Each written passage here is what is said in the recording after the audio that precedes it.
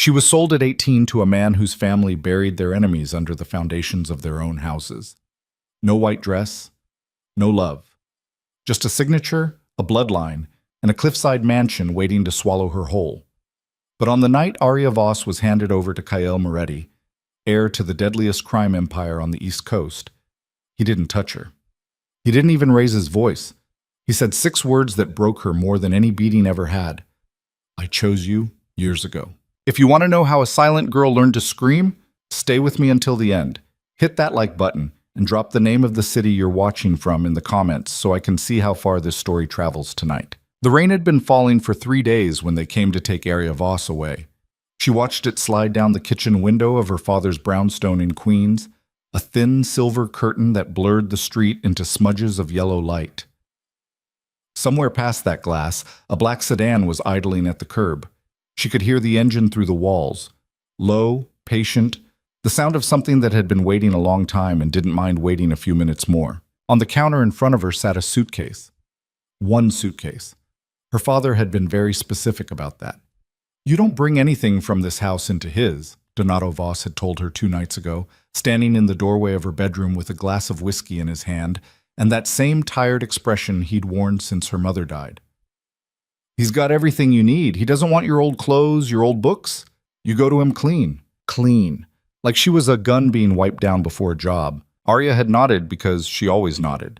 Nodding was safer than speaking. Speaking was a habit that had been beaten out of her by the time she was 12, when her uncle Marco caught her mouthing off to a visiting capo and dragged her down the basement stairs by her hair. Her mother had still been alive then. Her mother had cried, but her mother had not interfered. That was the lesson. You did not interfere with the men. You folded yourself smaller and smaller until you fit in the spaces they left for you. Arya. Her father's voice came from the hallway now, flat and tired. It's time. She turned away from the window. Donato Voss stood in the kitchen doorway wearing the same black suit he'd worn to her mother's funeral. He was not a big man, smaller than most of his soldiers, in fact, but there was a stillness to him that made people quiet down when he walked into rooms. His hair had gone gray in the 2 years since her mother had gotten sick, and the skin under his eyes looked bruised. He wouldn't meet her eyes now. She noticed that. A small, stupid part of her had hoped he might. Did you eat? He asked. Yes. Good. The drive is 90 minutes. You don't want to be hungry when you meet him. Okay. He nodded once, sharp. Come on then. Arya picked up the suitcase. It was lighter than she expected. Her whole life weighed less than 20 pounds, apparently. She followed her father down the narrow hallway, past the portrait of her mother in the dining room, past the little table where she used to do her homework as a child when the men were shouting in the kitchen, and her mother would close the door and turn up the radio. At the front door, her father stopped. For a second, just a second, she thought he might say something. Something real. I'm sorry. I tried. I had no choice. Something that would let her carry a small, warm thing with her into the rest of her life. Instead, he said, Don't embarrass me. Then he opened the door. The sedan was a Mercedes, long and black and polished until it looked wet, even before the rain touched it. The driver, a thick-necked man named Benny she had known since childhood, got out and opened the back door without looking at her. Benny had bounced her on his knee when she was 5. Now he held the door like a waiter, his eyes fixed on some point over her shoulder. Miss Voss, he said. Not Arya, Miss Voss. That was new too. She understood. She was no longer the boss's little girl. She was freight now. Benny's job was to deliver her without damage, and part of not damaging her was not looking at her, not talking to her, not reminding her that she was a human being driven to a stranger's house to be married by the end of the week. She got in. The door closed with a soft, expensive thud. Through the tinted window, she saw her father still standing on the top step of the brownstone, one hand in his pocket, the other holding a cigarette he hadn't lit yet. The rain was falling on him, but he didn't seem to notice. He was looking at the car. For a moment their eyes almost met through the glass. And then Benny put the Mercedes in gear, and the brownstone slid backwards into the rain, and her father became a small gray shape getting smaller, and then nothing at all. Arya put her forehead against the window and closed her eyes. She did not cry. She hadn't cried since she was 14.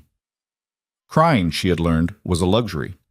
You cried in front of men like her father, and it gave them something to use against you. Instead, she thought about the name, Kael Moretti. She had heard it her whole life the way some kids hear stories about monsters under the bed. The Moretti family ran the waterfront from Red Hook down to Perth Amboy.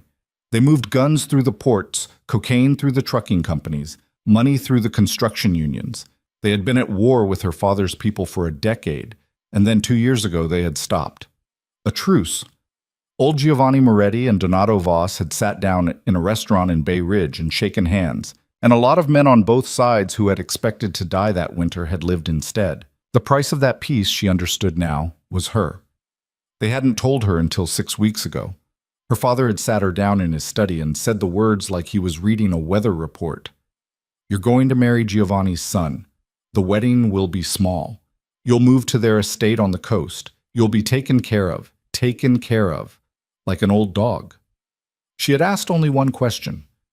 What is he like? Her father had looked at her for a long moment, and then he'd said, It doesn't matter what he's like. You'll adjust. Oh. The drive was 90 minutes, her father had said, but it felt like 4 hours. The rain got worse as they left the city. By the time the Mercedes turned off the highway onto a 2-lane road that hugged the coast, the windshield wipers were working at full speed, and Arya could see nothing beyond the glass but black water on one side and black trees on the other. Benny didn't speak.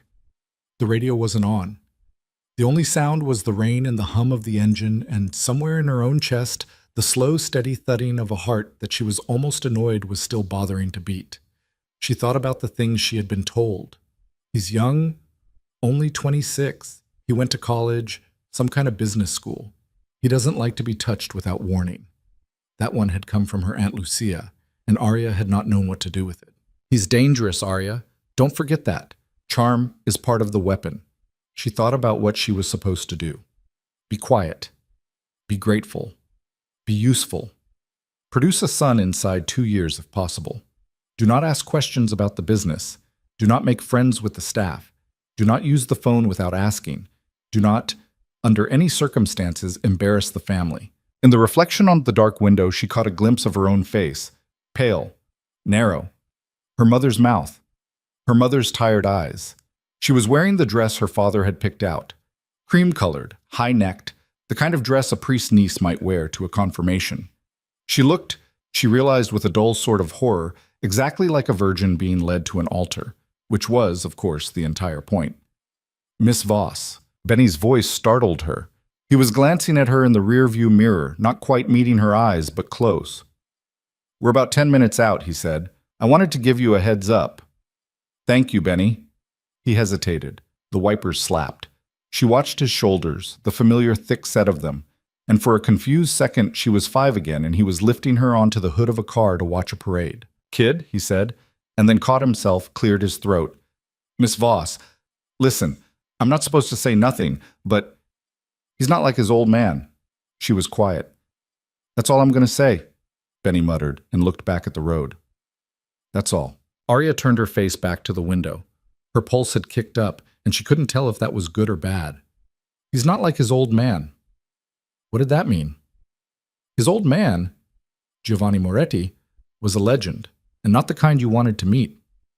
He had been photographed twice in 40 years, once at his wedding and once at his arraignment, and he had walked out of the courthouse that second time because 3 witnesses had fallen downstairs and one had simply never showed up to anything again. He's not like his old man. Maybe that meant kinder. Maybe that meant worse. In her father's world, both were possible, and often the second was mistaken for the first until it was far too late. The road curved, the trees fell away, and then, through the sheeting rain, she saw it. The estate. It sat on a cliff above the ocean like something grown rather than built. All gray stone and black iron, 3 stories of narrow windows staring down at the waves. A high wall circled the grounds, and through the wrought iron gate she could see a long gravel drive, a fountain that was currently running with rainwater, and at the top of the drive, a set of double doors lit by 2 iron sconces. There were men at the gate, 2 of them in long black coats with umbrellas in one hand and something heavier under the coats. They did not wave. They did not speak. The gate slid open. The Mercedes crunched up the drive. Arya's hands were in her lap, folded the way her mother had taught her, and she realized she could not feel her fingers. Not from cold, just a kind of distant, floating numbness, like her body had decided to go on ahead without her. The car stopped. Benny got out. He opened her door.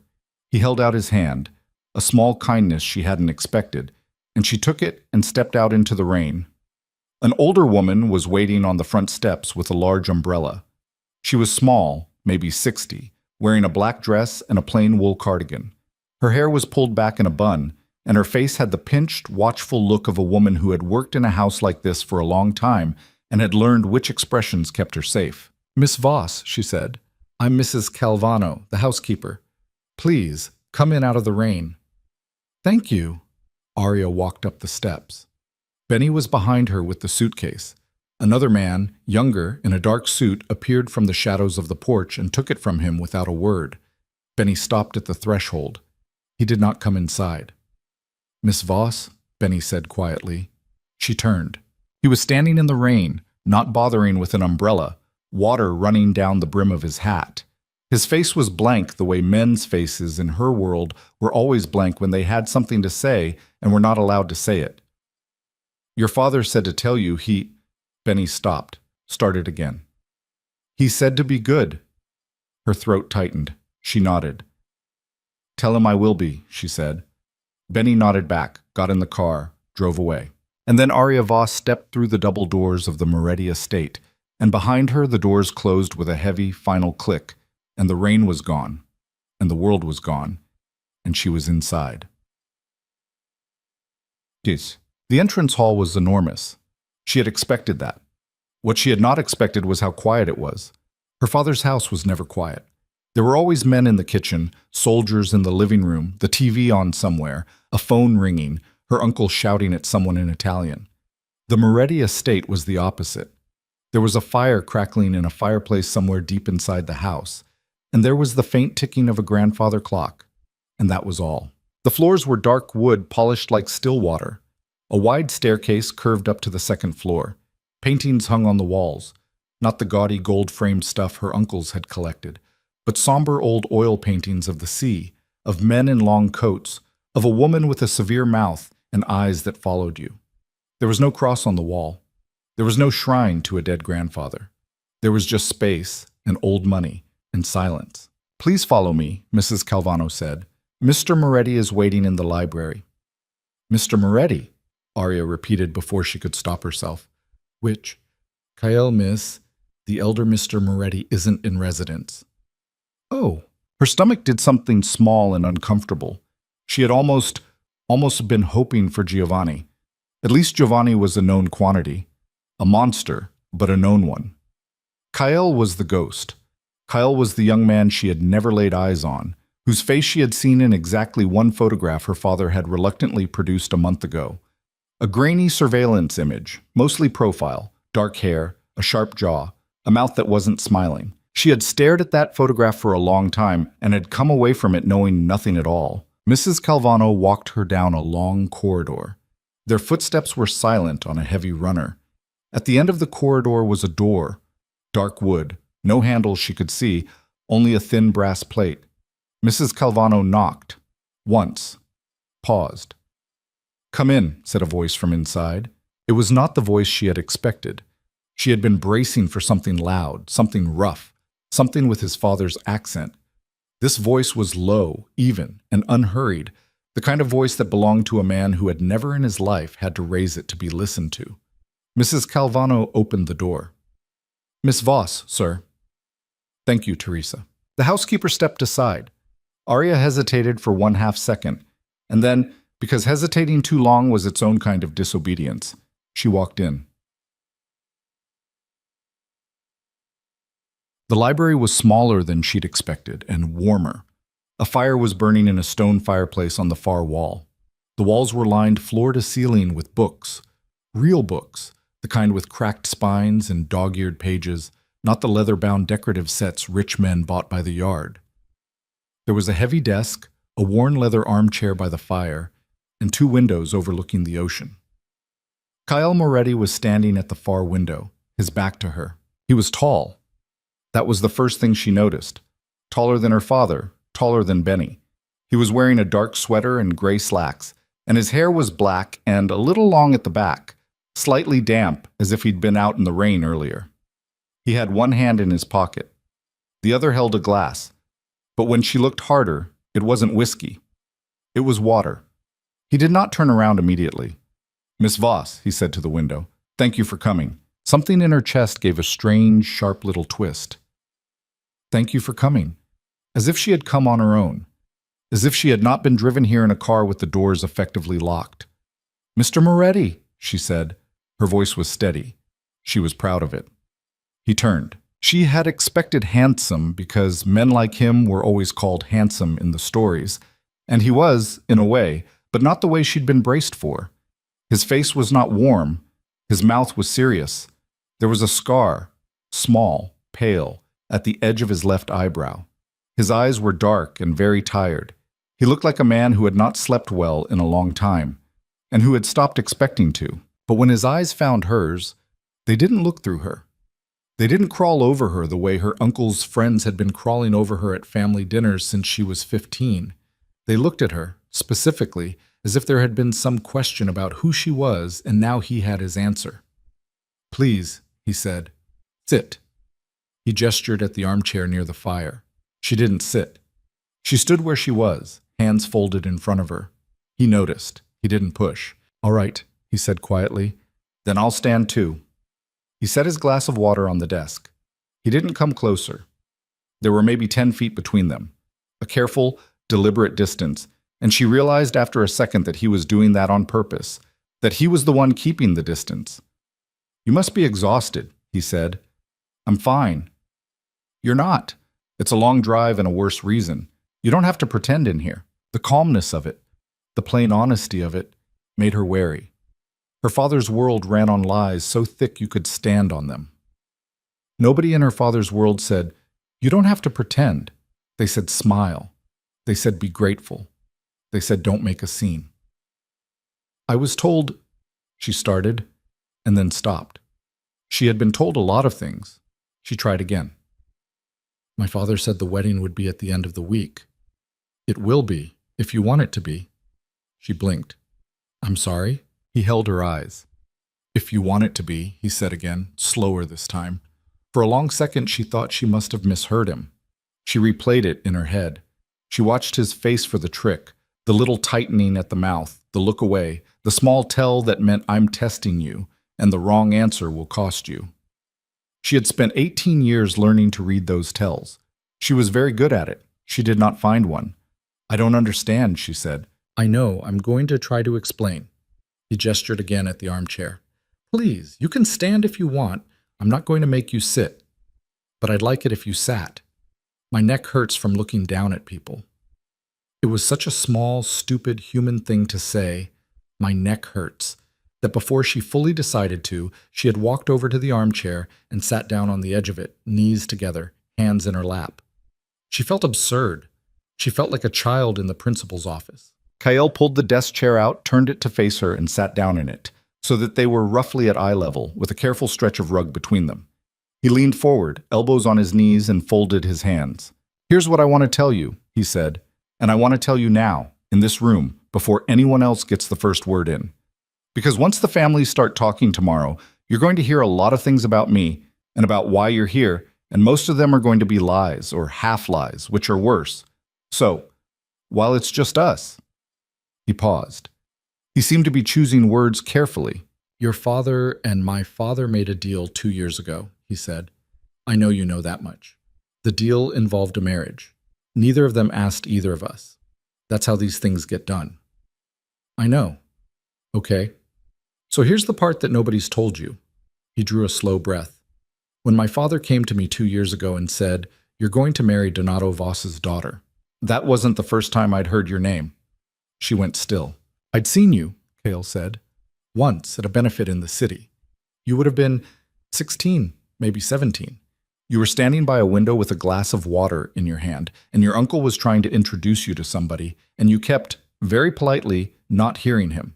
You had this—" He made a small, awkward gesture at his own face. "This look, like you were somewhere else. like you were waiting out a train. She could feel her pulse in her ears. And I asked somebody who you were, he went on, and they told me, and I remembered. I don't... Her voice came out rougher than she wanted. She cleared her throat. I don't remember you. I know, you wouldn't. I didn't come up to you. I wasn't... He stopped. For the first time he looked away, at the fire, and she saw him weigh what he was about to say. I wasn't going to be that guy. A stranger in a suit leaning on a 17-year-old girl at her uncle's party. I went home. Then, how... 2 years later, my father calls me in, tells me about the deal, tells me the girl is Donato Voss's daughter. He looked back at her. I didn't tell him I'd seen you before. I didn't tell him anything. I said, okay. The fire popped. Somewhere in the house a clock chimed, a soft musical sound. I chose you, Kael said, years ago, before any of this. The words landed strangely in the room. They didn't float. They sat there heavy, the way a stone sits on a table. Arya stared at him. Her mouth was dry. She understood distantly that he was waiting for her to react, that he had set this thing down between them and was watching to see what she would do with it. What she did was laugh. It wasn't a real laugh. It was the short, disbelieving, slightly cracked sound a person makes when they are too tired to cry. It surprised both of them. She clapped a hand over her mouth. I'm sorry, she said from behind her hand. I'm sorry. Don't apologize. That was the worst possible thing you could have said to me. He didn't flinch. He just nodded slowly, as if he had half expected it. Say more, he said. What? Tell me why. She lowered her hand. She looked at him, really looked, for the first time. The tired dark eyes, the scar at the eyebrow, the careful, deliberate distance, the way he had sat down so she wouldn't have to look up. Because, she said, and the word came out shaky, I have spent my entire life being something someone chose. My father chose what I wore. My uncles chose who I sat next to at dinner. They all chose which rooms I was allowed in.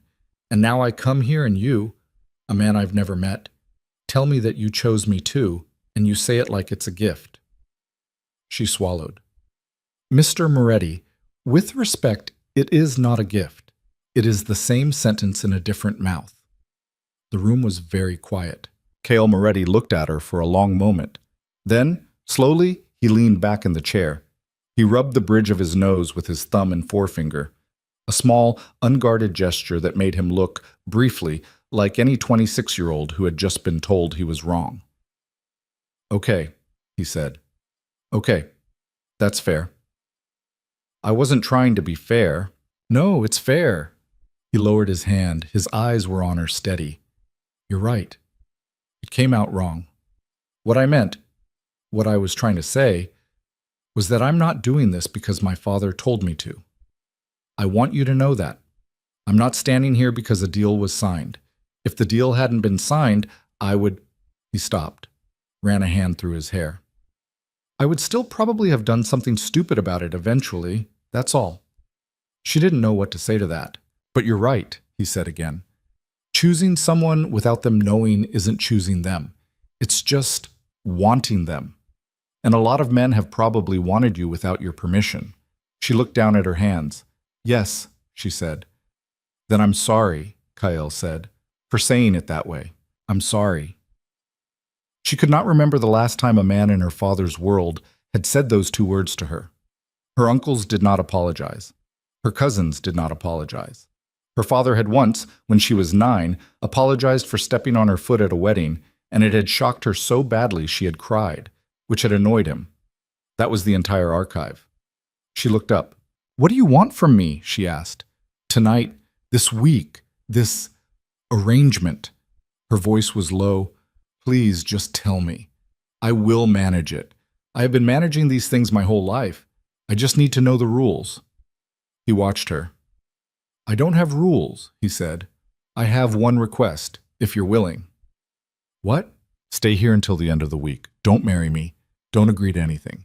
Just be a guest. You have your own room. Mrs. Calvano will bring you anything you need. The grounds are yours, the library is yours, the kitchen is yours. Nobody comes into your room without you asking. He paused. At the end of the week, if you want to leave, you leave. I'll drive you myself. I'll handle your father. I'll handle mine.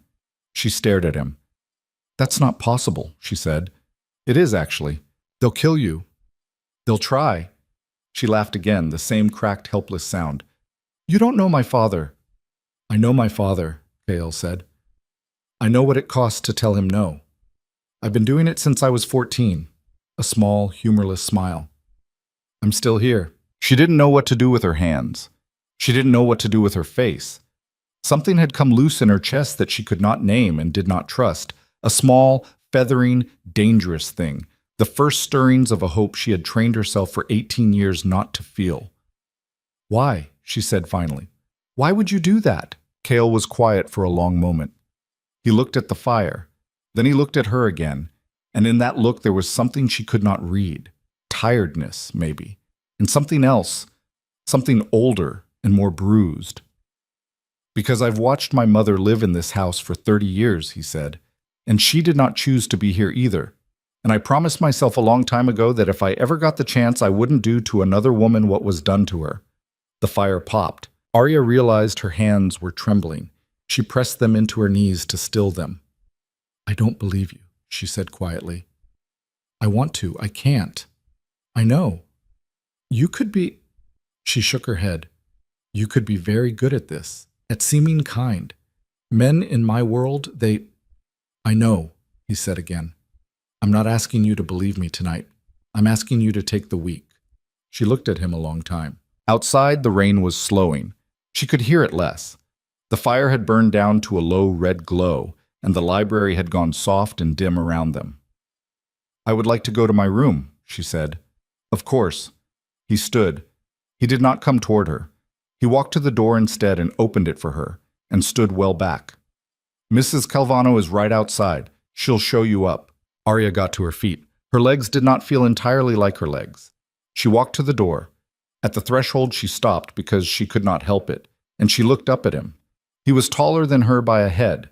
Up close she could see that the scar at his eyebrow was old, childhood maybe, and that his eyes, which she had thought were simply dark, had small gold flecks near the pupil. He did not move. He did not lean down. He did not touch her. Mr. Moretti, she said. Kael. Mr. Moretti, she said again, because she was not ready. What if at the end of the week I still want to leave? He looked down at her. His face did not change. Then you leave, he said, and I don't try to stop you. And I don't come looking. And your father, that's my problem. And mine. That's my problem too, he said quietly. If you want it to be. She stood there a beat longer. She did not know what her face was doing. She did not know what her hands were doing. She only knew that something in the bedrock of her life had shifted half an inch. A small, seismic thing, almost nothing, but enough that when she walked out of the library, she was not walking on the same floor she had walked in on. Mrs. Calvano was waiting in the hall. This way, miss, the housekeeper said gently, and Arya followed her up the wide staircase, down a long corridor lined with more of those somber paintings, to a door at the end that opened onto a room bigger than any bedroom she had ever slept in. A high ceiling, a wide bed, a window with a seat built into it, and beyond the window the dark rolling expanse of the Atlantic Ocean. Her suitcase had been set at the foot of the bed. Not opened, just placed there. On the nightstand someone had left a plate, a sandwich, cut in quarters, crusts removed, and a small glass of milk. It was such a strange, childish thing that for a second she couldn't make sense of it. Then she understood. You must be exhausted, he had said. And then someone had gone down to the kitchen and made a girl who had not asked for anything a plate of food she could eat in her room without having to talk to a single other person. If you need anything in the night, miss, Mrs. Calvano said at the door, there's a bell by the bed. I'm down the hall, not far. Thank you. The housekeeper hesitated. For a moment, her pinched, careful face softened, and Arya saw, very briefly, the woman underneath, someone who had watched a lot of girls walk through this house, and who maybe had her own opinions about what happened to them. Sleep well, Miss Voss, she said. Thank you. The door closed. The lock, Arya noticed, was on her side. She stood in the middle of the enormous room for a long time. She did not eat the sandwich. She did not cry. She did not do any of the things she had imagined in the car on the way here, that a girl in her position would do. Instead, she walked slowly to the window seat and knelt on it and put her palms flat against the cold glass, and she looked out at the black ocean, and at the rain that was finally easing, and at the thin silver line of the horizon where the water met the sky. "I chose you," he had said, years ago. She had told him it was the same sentence in a different mouth. But somewhere, very small, very quiet, under all the alarm and the suspicion and the 18 years of training that screamed at her not to be stupid, somewhere, a voice she barely recognized as her own had asked a dangerous brand new question. What if it isn't? She pressed her forehead against the glass. The ocean kept moving, indifferent, huge. Somewhere in the house, that clock chimed again. And Arya Voss, who had been raised to be silent and obedient and small, sat at the window of a stranger's house on a cliff at the edge of the world, and for the first time in her life, she did not know what was going to happen next. She did not know if that was a good thing, but she noticed, with a kind of dim surprise, that her hands had stopped trembling. She slept badly. Not because the bed was uncomfortable. The bed was, in fact, the most comfortable thing her body had ever touched. A deep, soft mattress under a heavy quilt that smelled faintly of cedar and clean linen. She slept badly because for the first time in her life she was alone in a room where nobody could come in without her permission, and her body did not know what to do with that information. She kept waking up. Every hour or so her eyes would snap open and she would stare at the ceiling, waiting for a sound, a footstep, a door, a voice in the hall. And when none came, she would lie there listening to her own breathing until she drifted off again. Around 4 in the morning, she gave up and went to the window. The rain had stopped. The ocean had gone a darker shade of black under a sky that was just starting to think about gray. She sat on the window seat with her knees pulled up under the nightgown Mrs. Calvano had left for her, and she watched the horizon. She thought about her father. She thought about what he would do when he found out she had not gotten married at the end of the week. She thought about his face, the tired, bruised eyes, the thin mouth. And she tried to picture him hearing the news, and she couldn't. Her father's rage was not a thing you could imagine in advance. It was always smaller than you expected, and worse. It did not shout. It called a meeting. It decided who would live in which apartment now. It transferred a man from the waterfront to the trucks, and the man understood, without anyone having to say so, that his life had just been shortened. She thought about Cale saying, "That's my problem," and she did not believe him. Not fully, not yet. But she noticed, and this was the thing that had kept her awake, that she wanted to. At 7, a soft knock came at the door. "Miss Voss, it's Mrs. Calvano. Breakfast is downstairs whenever you're ready. There's no rush, nobody's waiting on you." "Thank you," Arya called through the door. Her voice came out hoarse. "I'll be down." "Take your time, dear." Dear. Another word she was not used to. In her father's house, the women had called her you. "You, come here. You, pour the wine. You, go sit with your aunt." The name Arya had mostly lived inside her own head. She washed her face in the attached bathroom, which was the size of her bedroom at home. She put on the gray wool dress her father had packed. Modest, sober, the kind of dress a girl wore to a second funeral. She brushed her hair out and braided it down her back, because that was how she had worn it every day since she was 13. Then she stood in front of the mirror for a long time and looked at herself. The girl in the glass looked exactly like she always had. Dark hair, narrow face, watchful eyes, mouth set in the small, careful line of a person who had learned very early that nothing good came out of it. "Okay," she told the mirror quietly. "Okay." She went downstairs. She got lost twice. The house was the kind of house you could get lost in, even if you had lived there your whole life. Long corridors branching off each other at odd angles. Doors that looked like they led somewhere important and turned out to be closets. A small sitting room with a fire already lit in it, no one in it, as if the fire had been laid for whichever ghost came by first. She passed 2 men in dark suits on a landing. Guards, she understood instantly, from the way they stood. And they did not speak to her, only nodded once, and she nodded back, because that was the language. She found the dining room by smelling coffee. It was a long room with a long table. Only one place had been set, at the far end, near the window. Cale was not there. A young woman in a black apron was setting a small silver pot down on a warming tray, and when she saw Arya, she dropped a quick, nervous curtsy. "Miss Voss." "Good morning. Mr. Moretti asked me to tell you he had to step out to the stables, but he'll be back before lunch. He said," she hesitated, consulted her memory, "he said to make yourself completely at home, and that Mrs. Calvano will answer any questions, and that you shouldn't wait for him for anything." "Thank you." The girl, she couldn't have been more than 20, hovered. "Can I get you anything else, miss? Eggs? Toast? We have—" "Toast is fine." "Yes, miss." The girl fled. Arya sat down at the long table alone, in front of the silver pot of coffee and a small white cup, and she realized after a second that there was a folded piece of paper beside her plate. She stared at it. Then she picked it up and unfolded it. "Arya, you don't owe me a breakfast conversation. I thought you might want a morning to yourself before we talk again. I'll be back around noon. The grounds are yours. There's a path down to the water behind the south terrace if you want it. The guards at the gate know not to stop you. Nobody here is going to ask you where you're going. K." She read it twice, then a third time. She folded it back up very carefully and put it in the pocket of her dress. She poured herself a cup of coffee. Her hand was steady. "Nobody here is going to ask you where you're going." She had not realized until she read that sentence how heavy it had been. 18 years of someone always asking, someone always knowing. The absence of it was, for a moment, almost dizzying, like stepping off a bus you hadn't known was moving.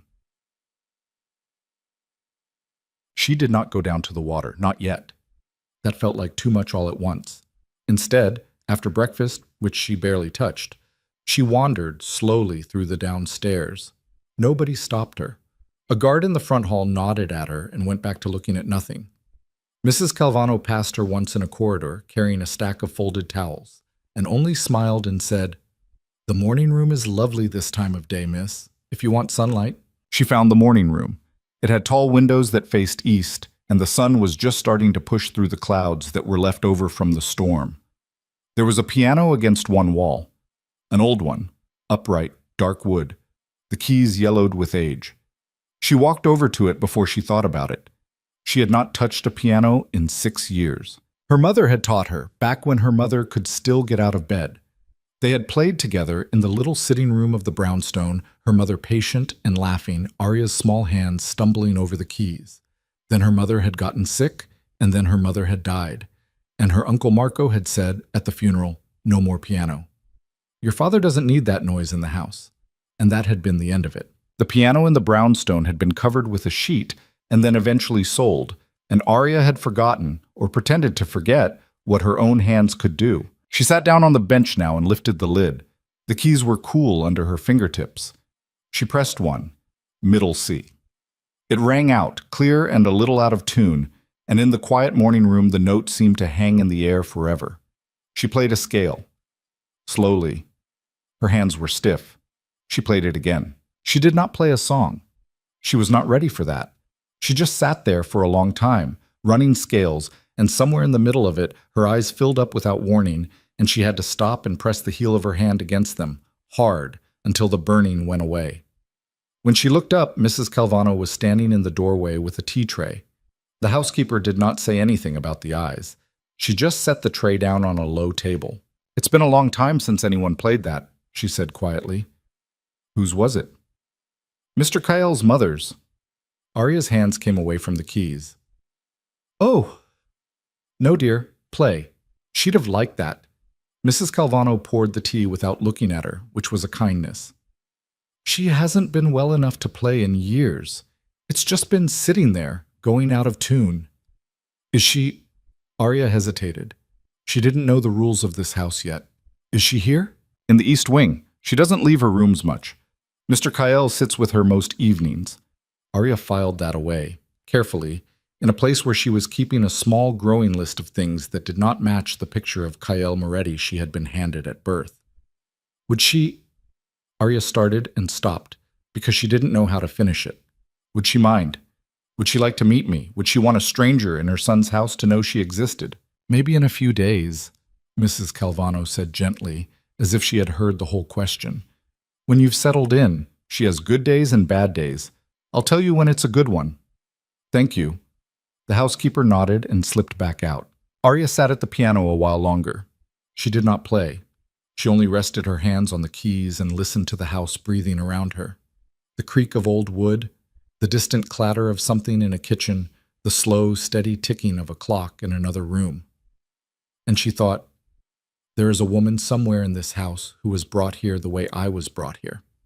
And she is still here, and that is either the most comforting thing I have ever heard or the most terrifying one. She was not sure yet which. Cale came back at noon. She heard him before she saw him.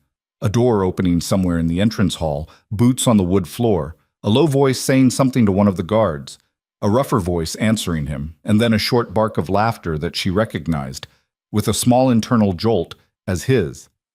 It was the first time she had heard him laugh. It was a short sound, a little rusty, like a laugh he didn't use often. She was in the library by then.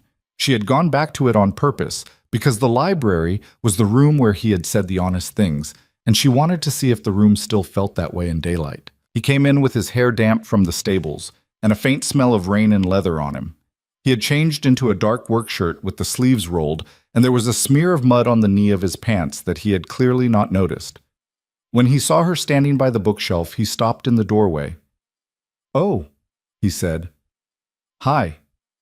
"Hi." He looked down at himself and made a face.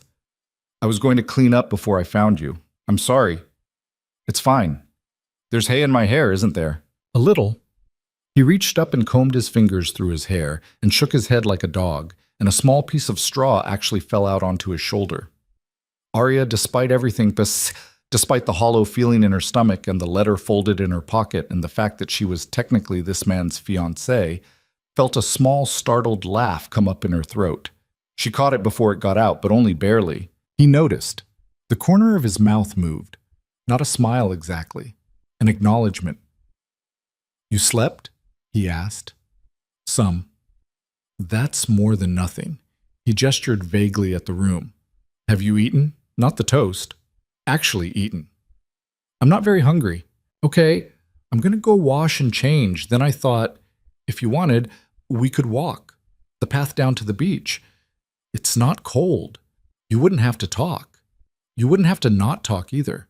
You could do whatever you wanted." He paused. "And if you'd rather have the afternoon to yourself, that's also fine. Say the word, and I'll disappear." She looked at him. The mud on his knee, the straw on his shoulder, the tired dark eyes that had not slept any better than hers. "I'll walk," she said. The path was a narrow one, cut into the side of the cliff, switching back and forth as it descended to a small crescent of gray sand 100 feet below.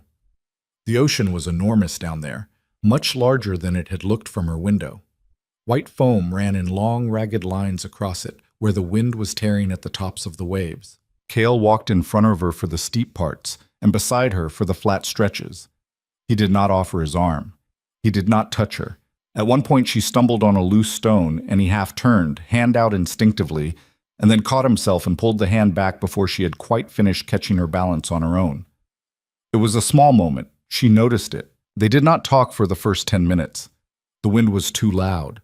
Gulls were screaming somewhere up the cliff. Arya had pulled on a wool coat Mrs. Calvano had produced from somewhere. Too big for her, probably Kael's from years ago. And she held the collar closed at her throat with one hand and let the wind take her braid where it wanted. When they reached the sand, he stopped. "There," he said. "I won't make you go any further." "I don't mind." He looked at her, a little surprised. "All right." They walked along the edge of the water. Not close enough for it to reach their shoes. She noticed again how careful he was about the line. Just close enough to hear the suck and hiss of it on the sand. After a while, he spoke. "Can I ask you something?" "Yes."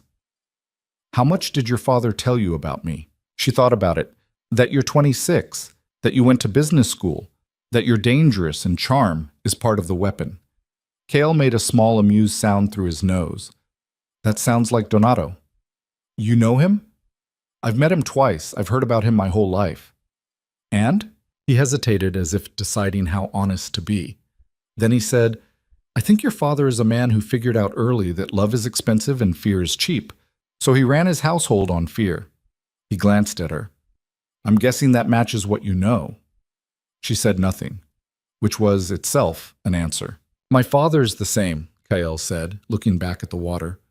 A little worse, maybe. A little better at hiding it in public. My mother... He stopped, found the next sentence. My mother was 20 when they married. She was from a family in Calabria. She didn't speak English. My father liked that, I think. He liked that she couldn't call home easily. Arya was quiet. She was listening so hard her ears hurt. She learned English, Kael said. Fast, she's sharp. She was sharp. She had me when she was 21, and for the first 10 years of my life, she was this. He shook his head as if reaching for a word that wasn't there. This bright, loud, funny woman. Then something happened when I was 11. I still don't know the whole of it. Something between her and my father. She stopped talking. She stopped playing the piano. She started getting migraines that lasted days. The doctors called it a lot of things over the years. I think she just stopped. He stopped walking. He bent and picked up a flat stone and turned it over in his fingers. I watched her disappear inside that house, he said. Slowly, over 15 years. And I couldn't do anything about it, because I was a kid and then I was a teenager, and by the time I was old enough to understand what I was looking at, she was already mostly gone. He straightened up. He looked at the stone in his hand. He didn't throw it. So when my father told me about you, he said, and about the deal and what was expected, that was the first thing I thought of, not the marriage, her. I thought, I'm not doing this, not the way he did it, not if I have any choice at all. Arya's throat was tight. But you didn't say no, she said quietly. No. Why? 2 reasons. He finally threw the stone. It skipped twice and sank. 1, saying no outright would have killed the truce. Your father would have taken it as an insult. A lot of men who work for both our families would have gone home in boxes by now. I couldn't... He gestured at nothing. I couldn't spend those lives for a principle. I know how that sounds. And 2, he looked at her. The wind was pulling his hair across his forehead. 2, he said, was that if I said no to the marriage, somebody else got you. Some cousin. Some arrangement further down the line. I knew your father. I knew that once you were promised, and it was going to be somebody. I thought, his jaw tightened. I thought maybe if it was me, at least I could try to do it differently. At least I could try not to be him. She stopped walking. The ocean kept going. A gull landed on a rock and yelled at them and flew off again. Kael, she said, the first time she had used his name. It came out before she decided to. He turned. That is a very... She tried to find the word. A very convenient story. The corner of his mouth did that not-quite-smile thing again. I know. It lets you off the hook for everything. It does. It makes you the hero of a thing that was not heroic. Yes. I don't know if you're telling me the truth. I don't know how to prove to you that I am, he said. I've been thinking about that for weeks. I don't think there's a thing I can say. I think I just have to show up every day this week and not be my father and see if at the end of it you believe me a little more than you did at the beginning. She studied him. The wind was cold on her face and her eyes were watering a little from it, and she was not sure anymore if it was only from the wind.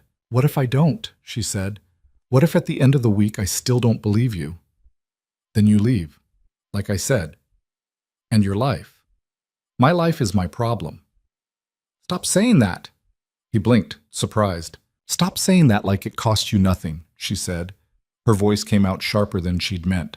If you say no to my father, men die. If you say no to yours, I don't know what happens to you, but I can guess. Don't tell me it's your problem like it's a parking ticket. Tell me the real price and let me decide if I'm worth it. Kael stared at her. For a second, she thought she'd gone too far. She had forgotten, for a breath, who he was.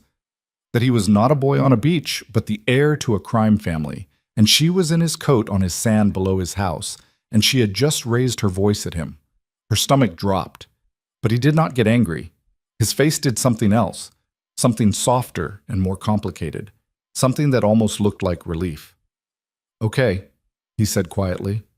Okay. Fair. He took a breath. The real price, he said, is that if I break the deal, my father will probably disown me. He'd do it publicly. He'd cut me out of the operation. I'd lose he gestured vaguely, my place in the family, which would mean some of my people go with me and some don't, and the ones that don't would be in danger, and I'd have to get them out of the country.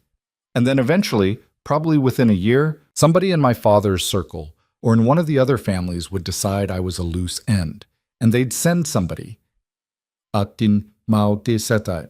He said it calmly, the way a person talks about a surgery they'd already scheduled. And you would still do it, Arya said. I would still do it. Why? I told you why. Tell me again. Without the speech. Without the mother. Without the principal. Just why? He looked at her a long moment. Because, he said finally, last night you sat in my library and you told me I was saying the same sentence my uncles said in a different mouth. And nobody in my entire life has ever told me the truth to my face like that. My soldiers don't. My friends don't. My own father doesn't. And I realized halfway through that sentence, you were the first person I'd met in maybe 10 years who I wanted to be a better man in front of. His jaw worked. That's not your responsibility. I know that. I'm not asking you to carry it. I'm answering your question. The wind tore at her braid. Somewhere above them, a gull cried. Arya did not say anything for a long time. She could not immediately have formed words. Finally, she said, "We should go back up. My hands are freezing." "Yeah." He didn't move. "Kael," she said. "Yeah." "I'm not."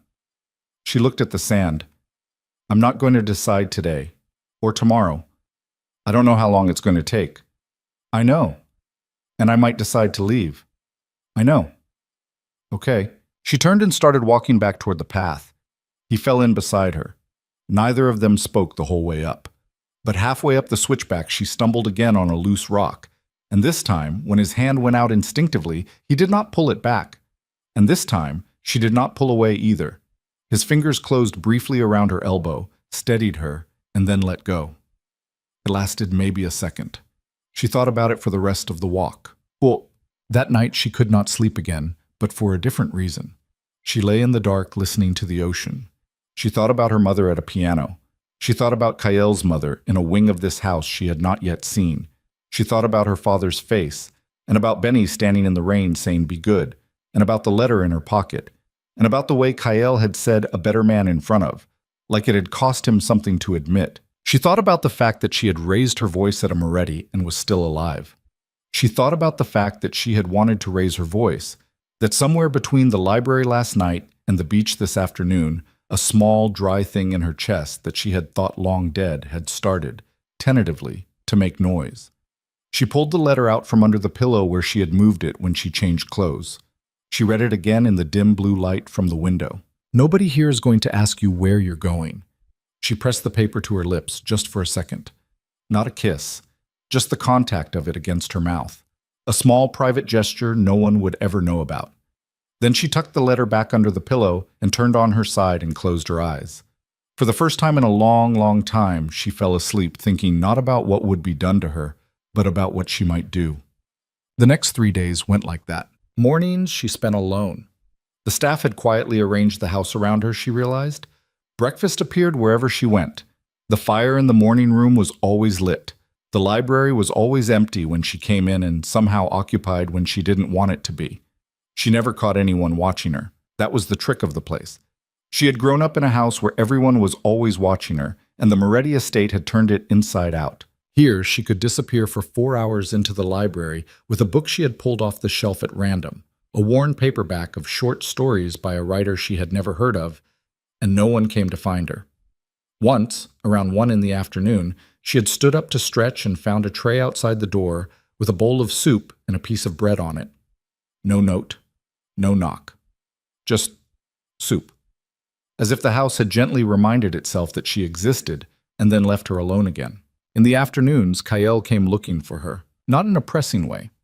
He would appear in a doorway, say, "There's light in the studio if you want to see it," or "I'm going to the stables, do you want to come?" and wait for her answer with the same careful distance he'd held in the library. Sometimes she said yes, sometimes she said no. The first time she said no, he had simply nodded and said, "Okay, tomorrow maybe," and walked away. And she had sat in the morning room for a long time afterward, testing the inside of herself for the usual aftermath of having refused a man: the tight chest, the nausea, the waiting for a door to slam somewhere in the house, and had found, to her confusion, nothing. Just quiet. Just the fire. The studio was on the second floor of the East Wing. It had belonged, he told her, to his mother, back when she was still painting.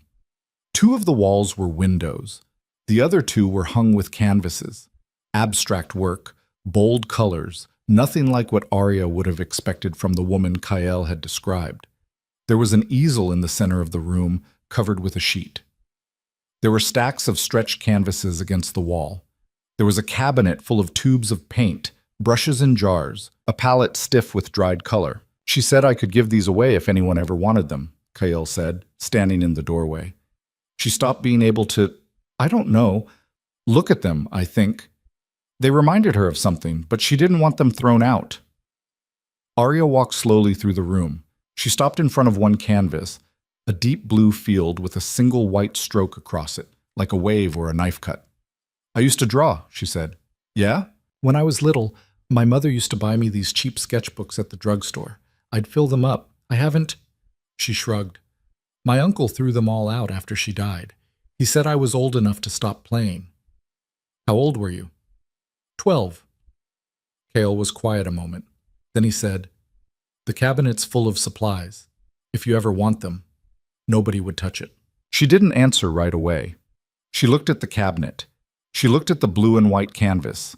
She thought about the feeling of a pencil in her hand, and how long ago that had been, and how it had been one of the only things that had ever felt entirely like hers.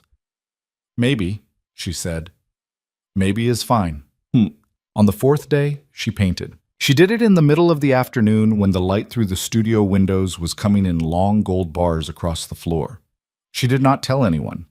She just went up there after lunch with a cup of tea and found herself standing in front of the cabinet, and the next thing she knew, she was squeezing out a blob of titanium white onto the palette, and then ultramarine, and then a color she didn't know the name of. A deep, almost black green that had called to her from the row of tubes. She painted badly. That surprised her. Her hands had forgotten more than she'd thought. The canvas she had pulled out was too big. The first strokes went on heavy and wrong, and she nearly stopped. But she didn't stop. She painted for 2 hours. She painted her father's house, which she had not meant to paint. The narrow brownstone front. The window of the kitchen. The shape of a woman behind the glass, blurred by rain, that might have been her mother or might have been herself.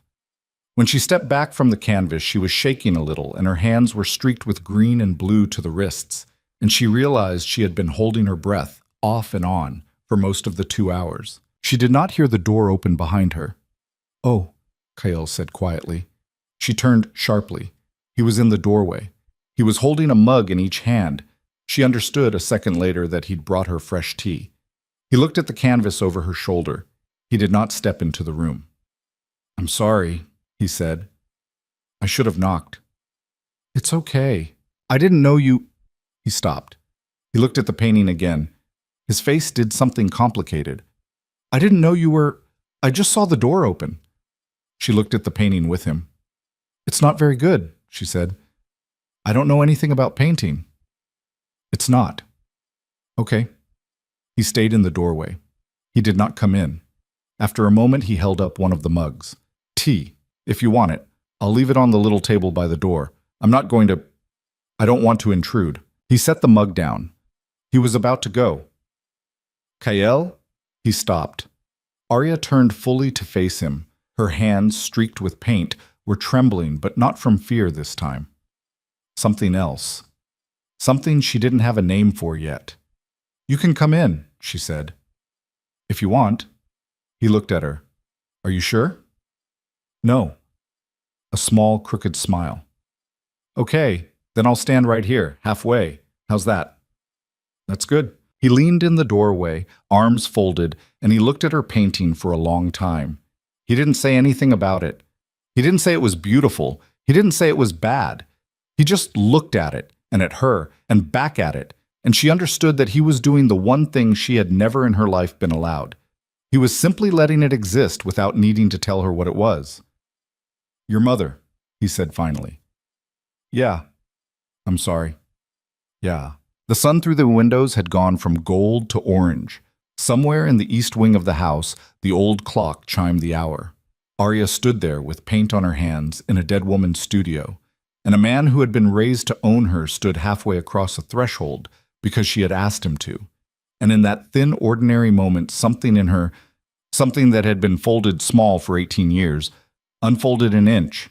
She did not say anything else. Neither did he. But when she eventually walked over to the doorway to take the mug of tea, she stopped a foot in front of him, not to hand him anything, not to say anything, just to stand there, close enough that she could smell the faint trace of the stables still on his shirt, close enough that he had to look down at her. She looked up at him. She did not touch him. He did not touch her. They stood like that for a breath, for two. Then Arya said very quietly, "The weekend's tomorrow." "I know. I haven't decided. I know. But I want you to know—" Her voice cracked a little, and she hated that, and she kept going anyway. "I want you to know that I am thinking about staying. I'm not saying I will, but I am thinking about it. That's not nothing. For me, that's not nothing." Kael's face did something she would think about for a long time afterward. A small, sharp, almost pain thing, quickly gotten under control. He nodded once. "Okay," he said. His voice was rougher than it had been all week. "Okay, thank you." She stepped around him into the corridor and went back to her room. She did not see him again that night. And when she got into bed and turned out the light, she lay in the dark and she noticed, with a strange, unfamiliar ache under her ribs, that the question keeping her awake was no longer "what is he going to do to me?" It was something much more dangerous. It was "what am I going to let myself want?" She slept deeper that night than she had in years. She did not dream. When she woke, the sun was already high, and she lay there for a long time before she realized what was strange about the morning. It was the absence of dread. For as long as she could remember, waking up had been a small ritual of bracing, a quick inventory of whose voice was in the hall, whose mood would set the temperature of the day, what she had or had not done the night before that might require some new form of folding. That morning, she lay under the heavy quilt and listened to the distant sound of water somewhere in the walls, and to a woman's voice humming tunelessly down in the kitchen, and her chest did not tighten once. It was such a small thing. It scared her a little. She got up. She pulled on a different dress from the suitcase, a dark green one, older, worn at the cuffs. Not the kind of dress her father would have approved for meeting a man at breakfast. She looked at herself in the mirror for a second with it on, and she thought, "I am not going to ask permission to wear this." It was a very small rebellion. She let it carry her down the stairs. Kael was not at breakfast. Mrs. Calvano appeared in the doorway as Arya was pouring her coffee. "He asked me to say he's on a call this morning, miss. Business. He'll be finished around 11. "Oh, all right." The housekeeper hesitated. There was something in her face, a thin, folded worry that hadn't been there the day before. "Is something wrong?" Arya asked. No, nothing's wrong." "Mrs. Calvano." The older woman smoothed a non-existent wrinkle on her apron. "His father called this morning, miss. Early, before you came down. It was—" She hesitated again. "A long call. That's all." Arya set the coffee pot down. "About me?" "I wouldn't know, miss." It was a polite lie. They both heard it. Mrs. Calvano's mouth pressed into its small, careful line. "I shouldn't have said anything. I'm sorry. Please, eat. He wanted you to have a nice morning." "Okay." The housekeeper hovered another moment and then left. Arya ate her toast. It tasted like nothing. The good feeling of the morning had gone thin at the edges, and in its place was the old familiar hum, the low-frequency anxiety of being once again a piece on someone else's board. A long call. She could imagine it perfectly. She could hear Giovanni Moretti's voice without ever having heard it. She could imagine the exact shape of the words. "Is the Voss girl still in the house? When is the wedding? What are you playing at?" She could imagine, too, the voice on the other end of the line, Kael's, steady, low, the voice he had used in the library, and she did not know suddenly whether to trust the steadiness of it. She tried to eat more. She gave up. By 10:30, she could not sit still anymore. She took the book she had been reading and went out through the South Terrace doors. She did not go down to the water. She walked the perimeter of the upper lawn instead, along the stone wall that divided the estate from the cliff edge, and she tried to read, and she did not read. She kept looking up at the house. She kept looking at the narrow, tall window on the second floor that she'd decided was his study, even though she'd never been in it. The window was lit. Someone was pacing behind it. She could see the shape moving through the curtain. She thought about her father. She thought about whether he had already been told, whether a car was already on its way up the coast. She thought about Benny in the rain saying, "Be good," and she wondered what be good was going to look like when she told her own father, through whatever phone she could get her hands on, that she was not getting married at the end of the week. She was so deep in all of that she did not hear the footsteps on the gravel behind her until they were close. "Miss Voss!" She turned sharply. It was not Kyle. It was a guard. One she had seen a few times in passing, a tall, thin man in his 40s with a narrow face and very pale eyes. He was wearing a dark suit, no coat, and he was standing a few feet back, his hands folded in front of him in the way trained men stand when they want you to know they are being polite and could stop. "Yes," she said. "Mr. Moretti asked me to find you. He'd like to see you in the library. At your convenience." At your convenience. The formality of it landed badly. "Thank you." She walked back to the house with the guard 2 steps behind her. He did not speak again. She was very aware of the sound of his shoes on the gravel. The library smelled different this time. It took her a moment to place it. Cigarette smoke. Stale. Not fresh. Someone had smoked in there hours ago, and it had settled into the curtains. Kyle, she had already worked out, did not smoke. His father did. The smell told her, before she saw his face, that Giovanni had been in the house that morning, or that he might as well have been, that the long call had come through the room like a physical presence and left its mark. Kale was at the window again, back to her, the way he had been the first night. The difference was the shoulders. That first night his shoulders had been still, almost deliberately still. This morning they were set in a hard line, and when he turned at the sound of her step, she saw that his jaw had the same tension. "Arya." "Kyle." "Thank you for coming in. Please. Sit." He gestured at the armchair. She sat this time without arguing. The fire was not lit.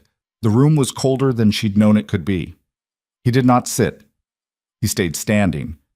He ran a hand over the back of his neck, the way a man does when he is trying to get blood back into tight muscle. "I need to tell you something," he said. "And I need to tell you now before the next phone call, because I'm—" He stopped, swallowed. "I'm not going to be one more man who lets you find this out the wrong way." Her stomach dropped. "Okay," she said, because she could not say anything else. He came around the desk. He did not sit in the chair across from her the way he had the first night. He pulled up the straight-back chair from near the window instead, and sat down on the edge of it, elbows on his knees, hands loosely clasped. He was looking at the rug between them. He was gathering something. "My father called at 7 this morning," he said. "Mrs. Calvano told me." "Of course she did." A small, humorless breath. "Okay." "So he called. He wanted to know if the wedding was happening on schedule. I told him the arrangement had changed. I told him you'd be making the decision at the end of the week and that I was honoring that. And he lost his temper, which I expected. And then, which I didn't expect, he started throwing things at me. Not objects. Sentences." His hands tightened on each other. He said, "You've been sloppy about this girl, Kyle. If she walks out of that house, it's not just the Voss deal you've broken. It's 6 years of my planning." Arya's brow drew down. 6 years. "Yeah, I'm 18. I know. The deal is 2 years old. The arrangement, the truce. That's what my father told me." "I know," Kyle said again. Quieter. She looked at him. He was still looking at the rug. His jaw was working. "Kyle," she said. Her voice sounded tight in her own ears. "What does 6 years mean?" He drew in a long breath. He let it out. He looked up at her finally, and his eyes were the tired, dark eyes from the first night, except worse. "It means," he said, That my father has been having you watched since you were 12 years old. The room tilted. It didn't literally tilt. She knew that. It was something in her inner ear, something in the lining of her stomach, a swoop like the floor of an elevator dropping an inch. She set her hands very carefully on the arms of the chair to be sure she was still sitting up. "What?" she said. It came out too soft. She tried again. "Say that again." "My father has had men watching your family since you were 12. Not for anything that would have hurt you directly. Photographs. Reports. Where you went to school, which friends you had, which teachers you liked, which boys your uncles threatened. Whether you read, whether you played music, whether you were..." His voice caught for half a second. "Whether you were healthy, whether you were strong, whether you were going to survive your own family long enough to be useful." She could hear her own breathing. It was louder than anything else in the room. "Useful," she said. "Arya? Useful for what, Kyle? For marriage, for an alliance, for..." He made a useless gesture. "For any of a dozen scenarios he was running on the long game. I didn't know the specifics. I swear to... I didn't know. But when the truce came 2 years ago, and he said, 'We'll take his daughter,' I understood later that he had already done the math on you. Years in advance, he knew more about you walking into that deal than Donato did. He'd been investing in knowing you since before you were out of middle school. The fire was not lit, but she was cold anyway. A different cold. The cold of a kind of rage she did not yet know how to hold, because it was bigger than her body. 'And you,' she said." Kyle did not look away. To his credit, to his eternal credit, he did not look away. "I didn't initiate it. I was 15 when it started. I didn't learn about it until I was 19. My father, he sat me down and he showed me a file. A physical file. Folder like any other. Photos, academic records, transcripts, a psychologist's report on your coping behaviors after your mother died. Coping behaviors, that was the exact phrase. Your name was on the front of the folder. I was 19. I had never met you. You said you saw me at the benefit. That was a year later. I'd seen photos first, the folder first. When I saw you across the room at the benefit, I already knew who you were. I knew your hands. I knew how you stood. I knew what you looked like when you thought no one was looking at you. Because your father had made sure someone was always looking at me. Yes." She felt the tears come before she understood she was crying. They were not loud tears. They ran down her face and she did not wipe them. She was staring at him. She could not stop staring at him. "And you kept that," she said. "You kept that file. You kept that information. You saw me across the room and you knew things about me I had not given you, and you did not tell me. And you sat in this library 6 nights ago and you said, 'I chose you years ago,' and you left that part out. Yes. You let me eat a sandwich Mrs. Calvano brought me, and you let me play a piano, and you walked me down to the beach, and you told me about your mother, and you stood halfway in a doorway yesterday while I painted. And the entire time, Kyle, I didn't know that you had read my 12-year-old school reports. I didn't read them. I saw them. I saw the folder. I closed it. I walked out of my father's office. I'm not trying to split that hair to get off the hook. I'm telling you what happened. But yes, I knew it existed. I knew what was in it in general, and I didn't tell you. Why? Because I thought..." He stopped. He looked down. "Because I thought if I told you on the first night, you would walk out and never come back. And because after the second day, I thought if I could just give you long enough here to see who I actually was, apart from all of that, you would have gotten away with it. Yes." His voice was raw. "Yes. That is what I wanted. I wanted to get away with it. You're right." She was shaking. Her hands were shaking on the arms of the chair. "Get out," she said. "Arya, get out of the room. Please. Get out." She had not raised her voice like that in her life. The word tore her throat. Kyle flinched, actually flinched, the small, full-body flinch of a man who has just been hit, and stood up. He did not argue. He walked to the door. He stopped with his hand on the handle. "I will be wherever you want me to be," he said, without turning around. "If you want to leave today, I will take you. If you want me to stay away from you, I will stay away. If you want to hit me, you can. I mean that. I will stand in this room and I will let you do it. I have never meant anything I've said to you more. Get out! He got out. The door closed behind him. She sat there for a long time. She was aware distantly of her own breathing. It was fast and shallow, the kind of breathing her mother used to have at the end in the hospital bed when the nurses would come in and adjust the oxygen. Arya put her face in her hands, and she did not make a sound. She did not scream.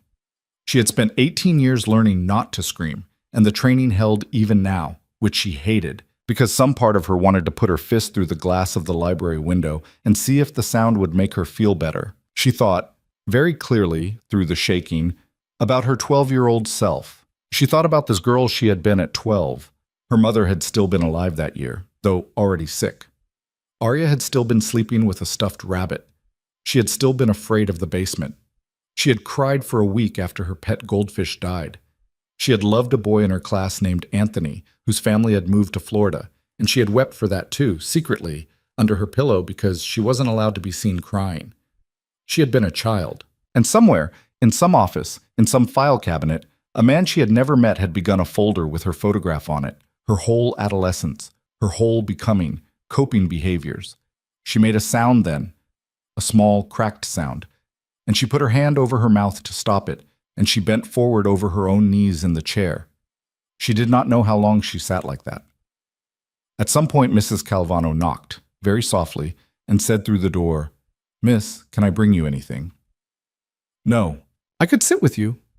"No, thank you. No." A pause. "I'm in the kitchen, dear. If you change your mind." The footsteps went away. Arya straightened up. She did not go to lunch. She did not leave the library for almost 2 hours. When she finally did, she went straight through the house and up the stairs to her room, and she locked the door from the inside, and she sat on the edge of the bed, and she looked at her suitcase. She could leave. He had said she could. Today, right now, if she wanted. He had said it twice.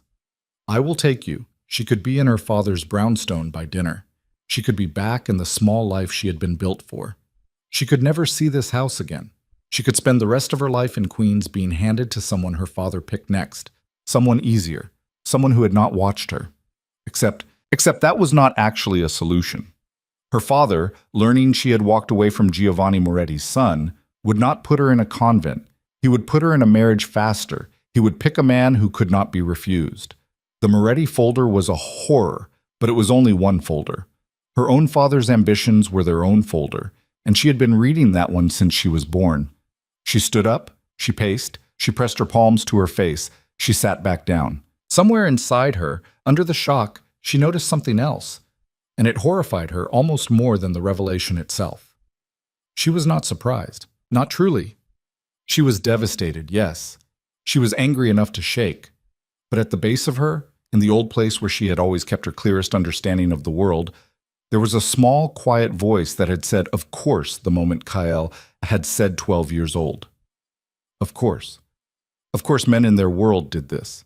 Of course a man like Giovanni Moretti had been running the long game for decades. Of course the truce had not been the beginning of anything. The truce had been the end of a play he had been staging since she was in 6th grade. What she was grieving for, she realized, was not her illusions about Giovanni. It was her illusions about the last 6 days. She had let herself believe, slowly, against her own training, that something in this house had been new. That she had been new here. Kael opening the library door a week ago. Kael saying you don't have to pretend. The sandwich in her room, the piano, the studio, the letter in her pocket. She had started, without permission and without planning, to think of this place as a door rather than a cage. And she had let her face show it yesterday in the studio, standing a foot from him with paint on her hands, saying, "I am thinking about staying." He had let her say that, knowing that was the knife. He had not been the one to put her in the folder. She believed him about that. But he had walked into that library 6 nights ago carrying every page of it inside his head, and he had chosen not to tell her, and he had let her stand in a doorway and say, "I am thinking about staying," while he carried it. And the difference between those two men, the one who did the watching and the one who had simply known about it, was, at this moment, smaller than she could bear. She lay down on the bed on her side, still in the green dress. She stared at the window. She did not cry anymore. She was out of that, for now. She felt hollow and a little cold and very awake. She thought, I am going to have to think. I am going to have to think harder than I have ever thought in my life. And under that she thought, I will not think it today. She pulled the quilt up over herself, shoes and all, and she closed her eyes. She did not sleep. She did not cry. She simply lay there in the dim afternoon light of a room that did not belong to her, in a house that did not belong to her, in a life that she was beginning to understand had never actually belonged to her. And the only thing she was sure of, the only thing, was that whatever happened next, it was going to be the first thing in her entire 18 years that would have her name on it, and hers alone. There's my... She woke at dusk to a soft knock. Not Mrs. Calvano's knock. Different, harder. 3 short raps. She did not answer. Arya, his voice, low, tight. I'm not coming in, he said through the door. I need to tell you something. Through the door is fine. I wanted you to hear it from me, not from Teresa, not from anyone else. There's a situation. She sat up. Her head was pounding. The room was dim. She had slept longer than she'd meant to. What kind of situation? She said. Your father called the house 10 minutes ago. He knows about the delay. He knows you're still here and the wedding isn't happening tomorrow. Somebody in my father's organization told him. I don't know who yet. I will. A pause. He is on his way up. He's bringing 4 men. He'll be here in about an hour. She put her feet on the floor. He's angry, Cale said. Arya, he's not just angry. He's scared. I've been on the phone with people for the last hour. There's been movement from the Iannucci family on the docks. Somebody's using the chaos of us, to make a play. Somebody fed your father something. He thinks I'm playing him. He thinks the delay is a trap. He thinks I'm... Another pause. He thinks I'm doing something to you. Great, she said. Her voice was flat. Wonderful. I know. Am I a prisoner now, KL? Because of the time of day it is, can I still walk out the front door if I want to? Yes, right now. Absolutely. I'll have a car at the gate in 10 minutes. You can be out of the house before he arrives. I'll call him. I'll explain. I'll handle it. With what? With your winning personality. A beat. Fair, he said, with whatever it takes. Let me guess. That's your problem. Yes. She closed her eyes. She sat there in the dark for a minute. Open the door, she said finally. Are you sure? Open it. She heard the handle turn. He did not step into the room. He stood in the doorway, backlit by the hall sconce. His face was in shadow, but she could see the set of his shoulders, tight, braced, like a man waiting to be hit. She looked at him. She was going to say something. She did not entirely know what. Her mouth opened. And then, far off, through the house, they both heard it. A car on the gravel. Fast. Cale's head turned sharply. He's early, he said. Or he wasn't as far as he said. Or that. Her heart was beating in her throat. For a second, all the rage of the afternoon ran out of her body like water, and what was left was something much older and much smaller, the flat animal understanding of her childhood, which was that her father was in the driveway and she had done something wrong. Kyle must have seen it on her face. He stepped into the doorway, not into the room, still outside the line, and he said fast and low, Listen to me. Listen. I'm listening. You don't owe me a thing, not after today. I know that. But in the next hour, there are going to be men in this house who are going to try to decide what happens to you, and I am asking you, only asking, don't let them. Whatever you decide at the end of that hour, let it be your decision. If you want to leave with him, leave with him. If you want to stay, stay. If you want to stand in the middle of the foyer and scream at both of us until your father's driver takes you to a bus station in the next town, I will drive you to the station myself. But please, please, Arya, walk down those stairs tonight like a person who is choosing, not like a girl who was picked up. Because if you don't, they'll do what they've always done, and I will lose the only fight in this house that I have ever cared about winning. What? She stared at him. Downstairs, a door slammed. Voices. Her father's voice raised. She felt it in her chest before she heard it clearly. The specific register of Donato Voss when he had not been kept waiting and was about to become a problem. Kael didn't move. He was waiting for her. Arya stood up. She walked over to the mirror on the bureau. She looked at herself. The green dress, the unbraided hair, the paint she hadn't fully gotten out from under her nails. She did not look like the girl her father had handed over a week ago. She did not look like the girl in a folder. She looked like someone she was still becoming, and whose name she had not yet fully learned. She did not braid her hair. "Okay," she said quietly, to the mirror, to Kael, to herself. "Okay." She walked past him into the hall. He did not follow her for the first few steps. He let her go ahead. A small thing. She noticed it. At the top of the stairs, she stopped. Her father was in the foyer. She could see him through the balustrade. He had not taken off his coat.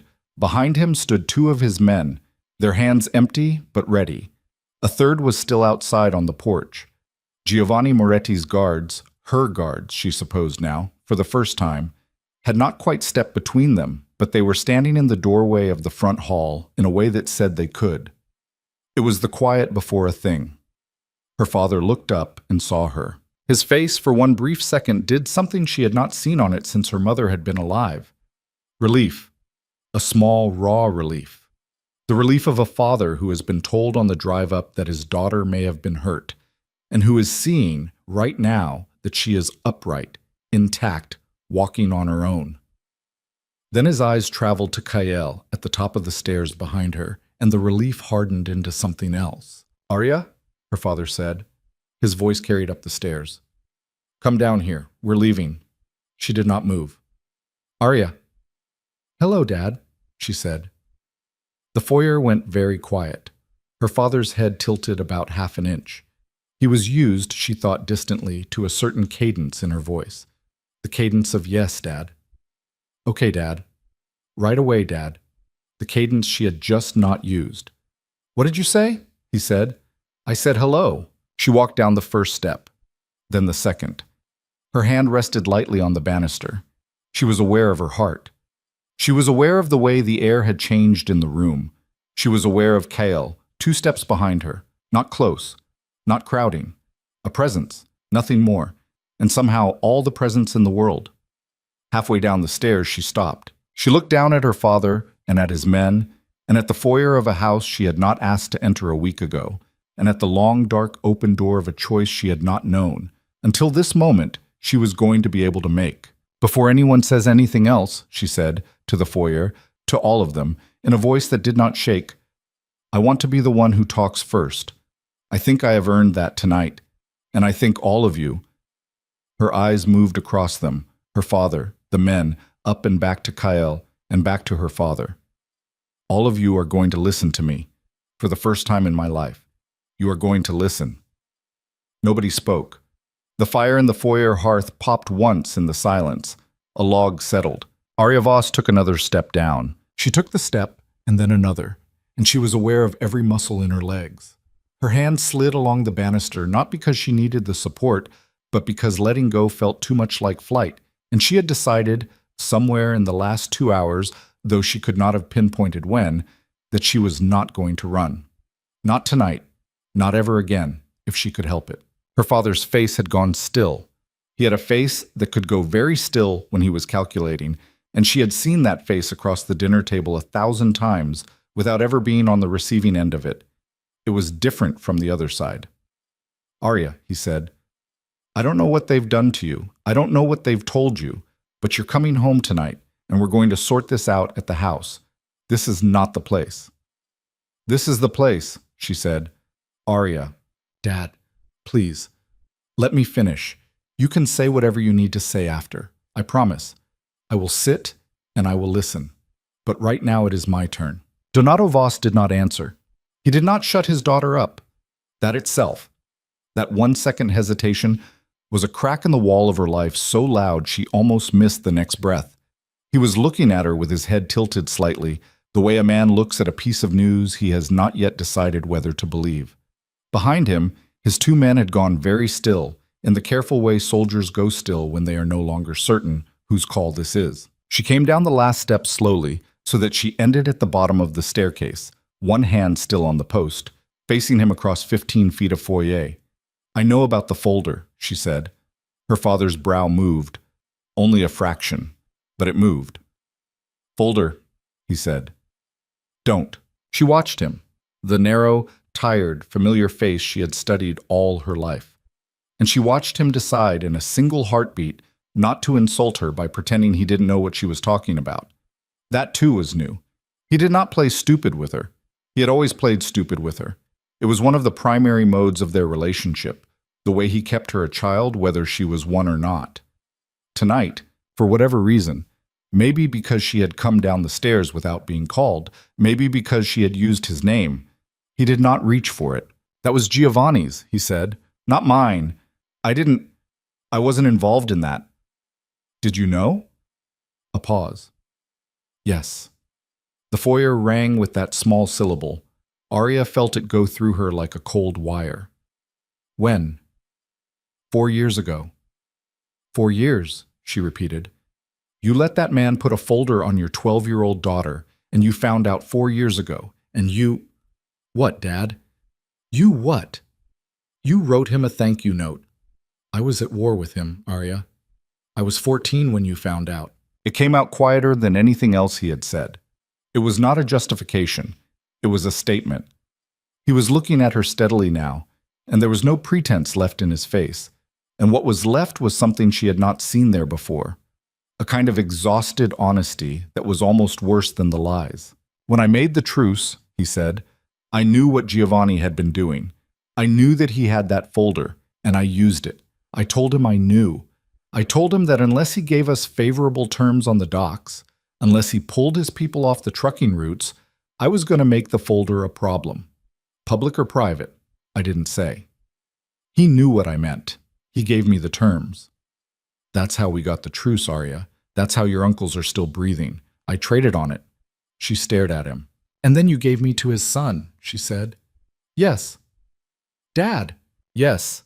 That was part of the deal too. I'm not pretending it wasn't. He wanted you in this house. He'd wanted it for years. It was the one thing he wouldn't come off of, no matter what I had on him. I took it. I thought… His jaw flexed, and for a moment she could see the man behind the face, the one who had loved her mother, who had held Arya on his lap at 7 and told her that the window in the kitchen was hers to watch from. I thought at least it would be the son. The son is not the father. That was the one thing I heard about the kid, from everybody. The son is not the father. I thought it was the best deal I was going to get for you. I thought… Stop saying you thought. Okay. You didn't think, Dad. You calculated. There's a difference. You calculated my life. You used a folder on your daughter the way you use a folder on a stevedore. Her voice was climbing. She let it. You are angry with him for watching me, but you used what he saw. You ate at the same table with the thing. Her father did not speak. And don't… Her voice cracked and she pushed through it. Don't tell me it was for my uncle's lives. Don't put that on me. I don't want that debt. I didn't ask for that debt. You made a choice that you could live with, and you dressed it up as love, and you sent me here in a car with Benny and a suitcase, and the whole way up here Benny told me he's not like his old man because even Benny could not look me in the eye about what we all knew you were doing. Arya, I'm not done. She took a long breath. Her chest was burning. She was aware distantly of Kael still at the top of the stairs, silent, and of Giovanni's men in the doorway, silent, and of her father's men behind him, silent, and of Mrs. Calvano somewhere in the shadow of the corridor, silent. A room full of silent men, and one woman with a dish towel pressed to her mouth in the dark of a hall. The whole house was listening. You don't get to rescue me from him tonight, Arya said, quieter now, because you were not rescuing me when it counted. He was watching me. You knew. You let him keep watching me. You traded on it. You handed me to his son and you told me to be good. You do not get to drive up here 4 years later and pretend you are the one getting me out of a burning building, Dad. You and Giovanni lit the building, the two of you, together. Donato Voss closed his eyes for one long second. When he opened them, they were wet. She had seen her father's eyes wet exactly once before in her life, and that had been in the hospital the morning her mother died, and he had blinked it away so fast that she had almost convinced herself she hadn't seen it. He didn't blink now. He let her see it. It was not an apology exactly. It was, she understood, dimly, the closest thing he had in him. "What do you want me to do?" he said. "I want you to go home," she said. "I want you to go home, and I want you not to send anyone back up this road for a long time. I want you to let me make this decision by myself, without cars in the driveway, without calls to the house, without messages through Benny. I will talk to you when I am ready. I don't know when that will be. It might be a long time. It might not ever. I don't know yet. But it is not going to be tonight, and it is not going to be a week from now because you decided." Her father's jaw worked. "And him," he said. His eyes went up, past her, to Kyle at the top of the stairs. "That's a separate fight," she said. "You don't get to have that one for me either. Arya, this kid, don't. This kid knew what his father did to you since he was a teenager, and he didn't tell you. I know that. How is that any better than what I did?" "It isn't," Arya said, and her voice came out raw, and for a moment she was surprised by her own steadiness. "It isn't.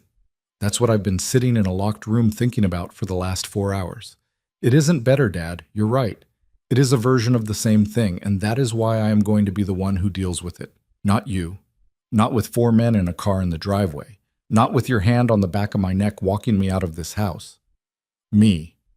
And him. In a room. With our own mouths." Her father let out a long, hard breath through his nose. "He's going to hurt you." "You hurt me." It landed flat in the foyer. Nobody moved. "You hurt me, Dad," she said again. And she was crying now, quietly, without sound, the tears just running. "You hurt me every day for 10 years, and you told yourself it was discipline, and you told yourself it was the life, and you told yourself you had no choice. Everybody in this room tonight has told themselves they had no choice. I'm the only one who didn't have a choice. I was 12. I was 14. I was 18 last week. So tonight, for once, I'm taking one. And none of you." Her eyes went across them. Her father's men, Giovanni's men, the housekeeper in the shadow, Kale on the stairs. "None of you are going to take it from me. You can all stand there and watch me take it. That's all you get to do tonight. Watch." For a long moment there was nothing in the foyer but the fire crackling in the hearth.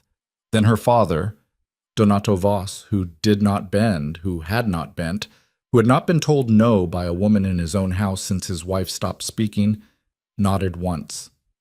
A small, sharp nod, like a man acknowledging an injury in the field. "All right," he said. "All right? All right." His voice was hoarse. "I'll go.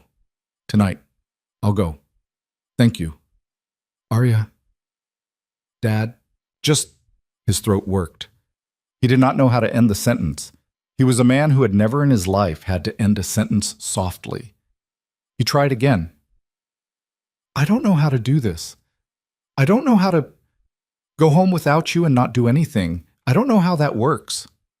"It works," she said, "by getting in the car." He nodded. He nodded again. He looked, for the first time in her life, smaller than he was. "Call the house," he said. "Well, please, when you can, any time, even if it's just to say you're alive. Your mother, He stopped. He looked at the floor. "Your mother would have wanted me to say that. Call the house." "I will call when I can." "Okay. Good night, Dad. Arya." "Good night." He looked at her a second longer. Then he turned around, and he walked out the front door of the Moretti estate, and his men went with him, and the door closed behind them, and the sound of it was the smallest soft click she had ever heard a heavy door make. Her knees went, not dramatically, not all the way. It was more that the bottom step of the staircase, which she had been standing in front of, suddenly seemed like the right and only place to sit down. And she sat down on it hard, and she put her elbows on her knees and her face in her hands, and she shook. She did not cry harder.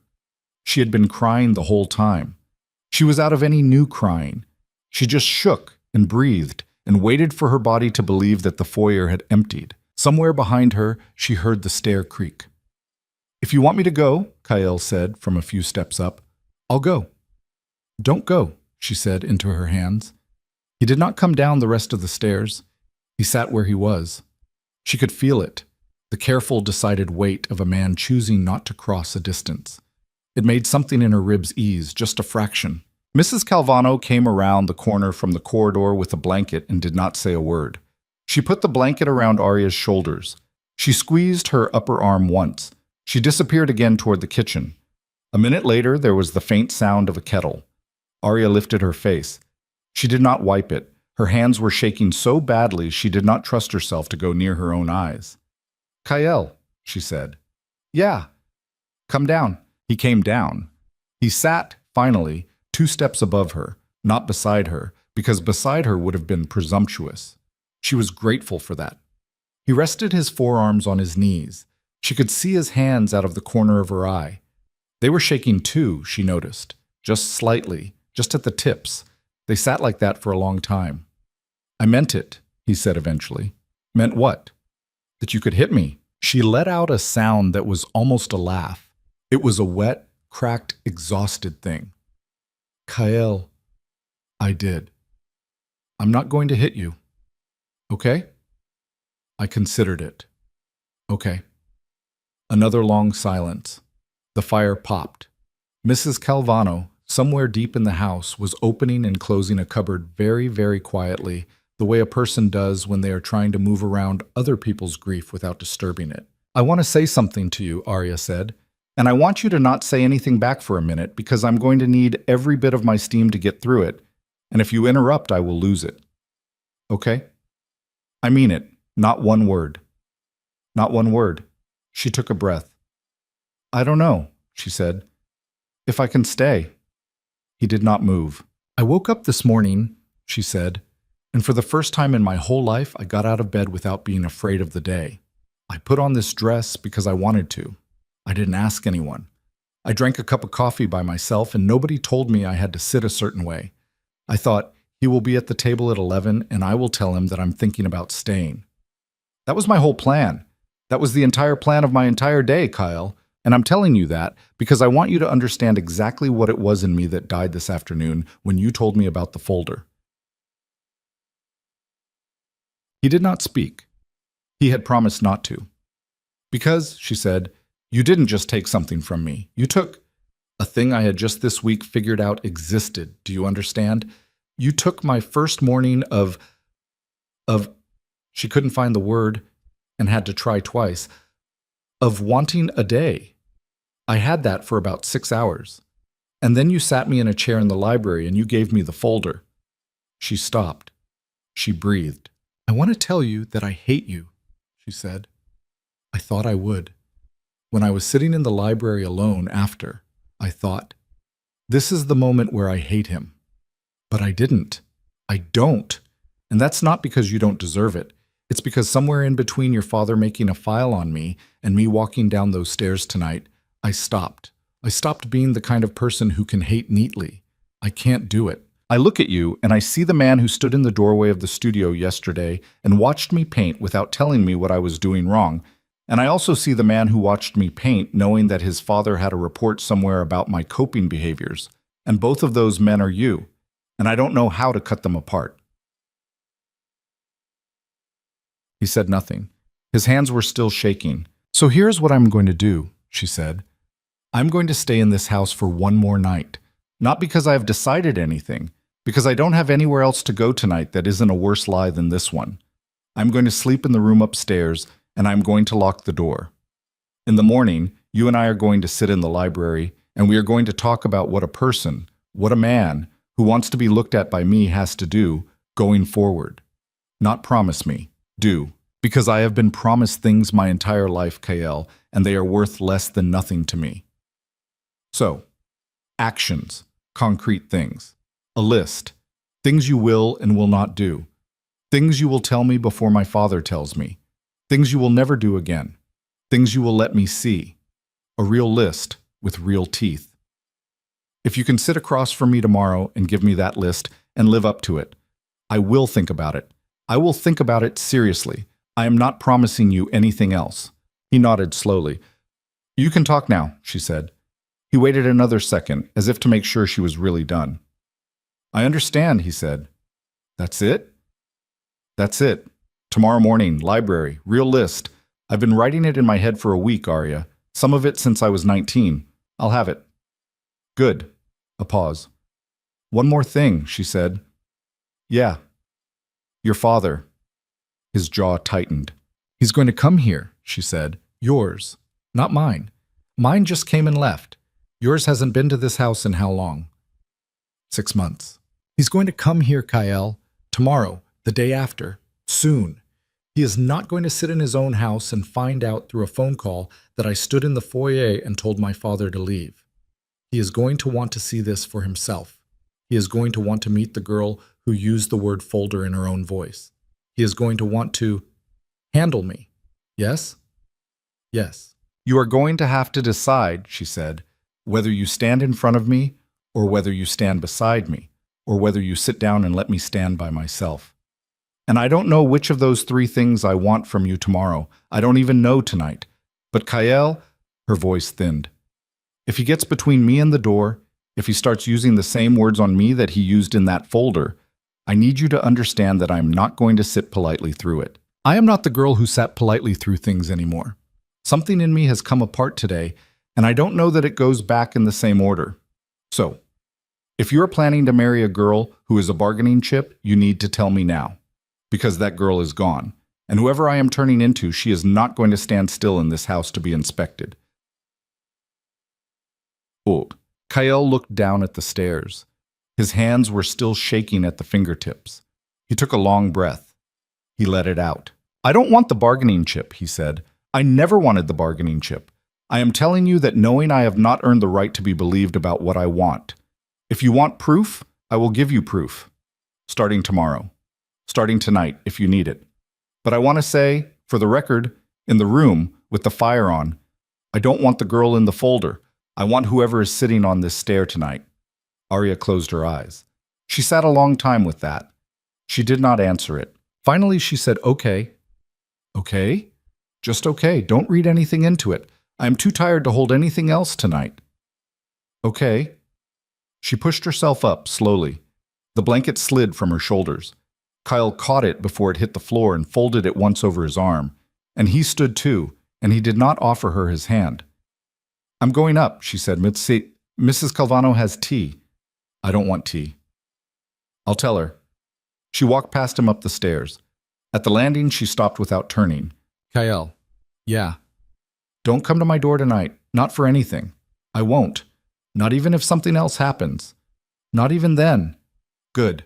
She went to her room. She shut the door. She turned the lock. She did not undress. She lay on top of the quilt with her shoes on, and she stared at the ceiling, and she listened to her own breathing, which was at last beginning to slow. She understood distantly that she had just done the largest thing of her life. She had no idea whether she had done it correctly. She fell asleep somewhere around midnight without meaning to. What she did not know, because she was asleep, was that downstairs a second car had come up the drive at 1:30 in the morning without headlights, and that the man who had gotten out of it was not anyone her father had sent, and not anyone Giovanni had sent, and that he had been paid a quiet sum through 3 intermediaries, all of them on the Iannucci payroll, to come up from the city with a specific task, and that the task had been summarized on the single sheet of paper he had been handed earlier that evening in a parking lot as, confirm the girl is in the house, then light the east wing. What she did not know either was that the man had made it as far as the outer wall of the estate before one of Kyle's guards, the tall thin one with the pale eyes, the one who had come to fetch her in the garden that morning, had picked him up on a motion sensor and put him on the ground with a boot on his neck before he could get the first match out of his pocket. What she did not know, because she was still asleep, was that Kyle had come down the stairs in his shirt sleeves at 1:45 and had walked out onto the gravel and had looked at the man lying face down on the wet stone and had said quietly to the guard, "Don't kill him. Tie him up. Put him in the boathouse. Call me at 5. What she did know, when she woke up at 7:30 the next morning to a sky the color of old silver and the smell of rain on the window, was that the light in the hall outside her room had been left on all night. She understood what that meant without anyone having to tell her. It meant that someone had sat in the hall outside her door for some part of the dark hours. Not Kyle. She trusted he had kept his word on the door. Someone else. Mrs. Calvano maybe, or one of the men. Somebody trusted enough to be asked. Somebody who had simply been told, stay there until sunup, no matter what, and had. She lay under the quilt and looked at the thin bar of lamplight under the door, and she thought about how strange it was that in the course of a single day she had been given the worst piece of information of her life, and also, probably, the most stubborn piece of protection. Both from the same house. Both from, in the end, the same man.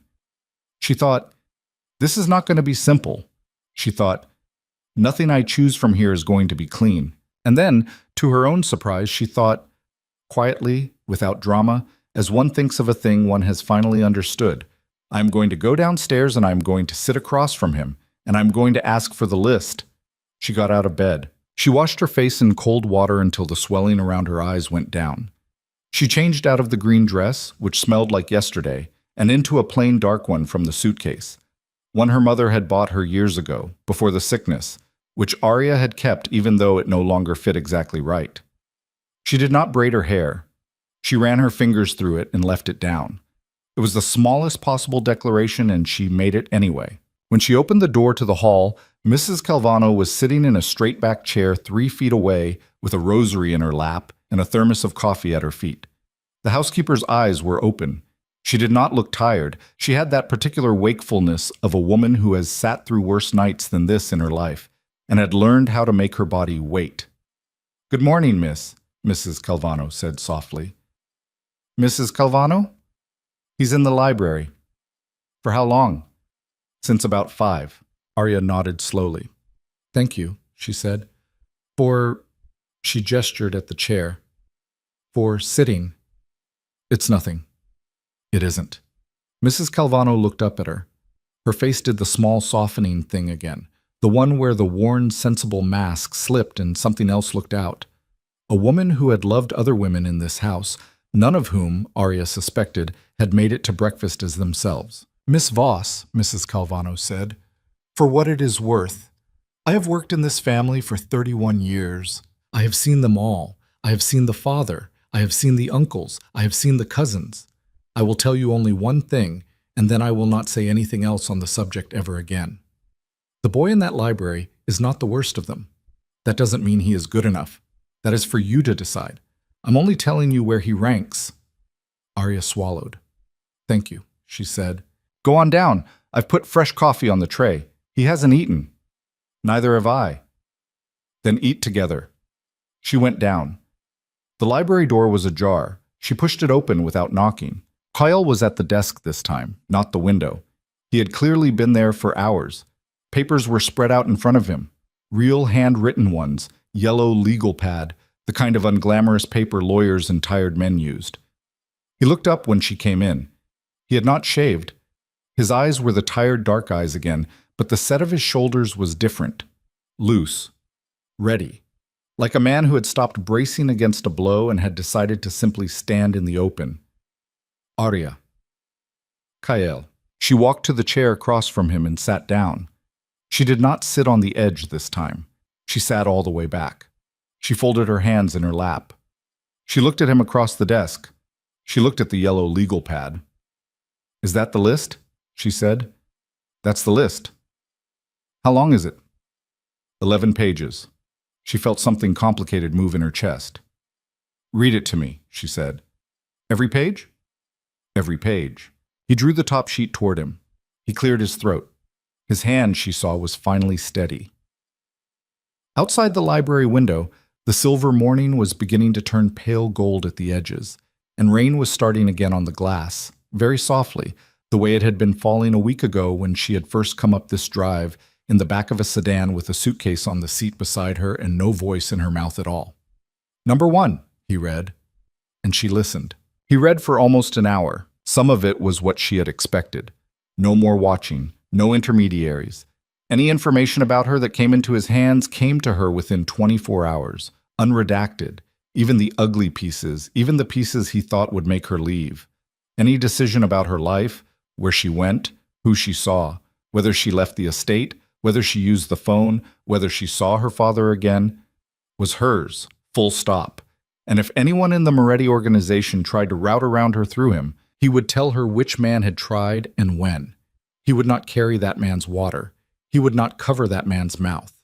Her name was not a favor he owed the family anymore. Some of it she had not expected. He said he would not put a child in her until she asked him to. He said that plainly, at the desk, without looking down, because he understood, he said, that there was a version of this house where a baby was a leash, and he was not going to be the man holding the leash. He said that if they eventually had a child, it would be a decision made twice, once by her and once by him, and in that order. He said he had been keeping a separate set of books for 2 years on the parts of the family business he believed could be wound down without killing anyone, and that he wanted to show her those books within the month and let her tell him which pieces, if any, she wanted a hand in shutting off. He said that he would not lie to her about the rest of the business either. He would tell her what he was doing. He would tell her when someone died because of an order he had given. He would not make her share the weight of it, but he would not hide it from her because hiding it, he said, was what men in his family had done to women in his family for 100 years, and he had seen what that particular silence grew into by the time a woman was 50. He said, near the end, on a page that had been rewritten more than the others, she could tell by the crossouts that if at any point in their life together she told him she was leaving, he would not argue. He would not ask her to stay. He would drive her to wherever she was going, if she wanted him to, and if she didn't, he would call a car for her, and he would close the door of that car, and he would not follow, and he would not look for her, and he would not send a man. Not one, he said, and he looked up at her when he read that, because he understood it was the sentence her father had not, in his entire life, been able to say to a woman. He read the last page. He set the yellow pad on the desk. He put his hands flat on either side of it, palms down. He looked at her. That's all of it, he said. His voice was hoarse from an hour of talking. That's the list. Arya sat very still in the chair. Her throat was tight. Her eyes were not wet, but there was a small pressure behind them that she knew would become wet if she let it. She did not let it. Not yet. She needed the next few minutes clean. Kael, she said. Yeah. I need to say something, and I need you to understand that I am not arguing with the list. The list is... She shook her head because the word good was a lie, and the word enough was a bigger one. The list is a real piece of work. I see it. I see that it cost you something to write down, so I want to say this carefully. Okay? The list is not what I'm going to decide on. He nodded once, slowly. He did not flinch. He had, she thought, expected something like this. If I stay, she said, it is not going to be because you gave me 11 pages in a library, because 11 pages can be retyped. 11 pages can be amended on a Tuesday when the mood changes. If I stay, Kael, it's going to be because of what happens on the day the list isn't enough. When your father walks in that door, or mine, or some man we haven't even been introduced to yet, and what's on that page runs out, that is the day I'm going to find out whether any of this was real. Yes. So I am not going to tell you today whether I am staying. Okay? I am going to stay for another month, she said. That is the word we are going to use. Stay. Not engaged. Not about to be married. Staying. Present tense. And in that month, a car horn sounded far off down at the gate. They both went still. Kael's head did not snap toward the window. He didn't need to. He knew, the way a man knows the step of his own father on a stair, his jaw set. He closed his eyes for one short beat. Well, he said quietly, that's a day earlier than I thought. Your father, my father. Giovanni Moretti walked into the foyer of his own house 15 minutes later like a man arriving at a minor meeting he had scheduled himself. He did not take off his coat. He did not look at Mrs. Calvano, who stood very still at the corridor arch with her hands folded. He walked to the center of the foyer, and he stopped there. And he looked up at the landing, and he waited. Arya watched him from the open library door. She had not come out yet. Kael had walked past her, said only stay where you are until I call for you, and she had, after a second of pure reflex rage, understood that he was not trying to hide her. He was trying to make his father come to her, trying to make sure that the first words spoken between the two of them were spoken on her terms, not his. Kael, Giovanni said to the foyer. Pop. Kael came down the stairs unhurried. Giovanni Moretti did not look like his son.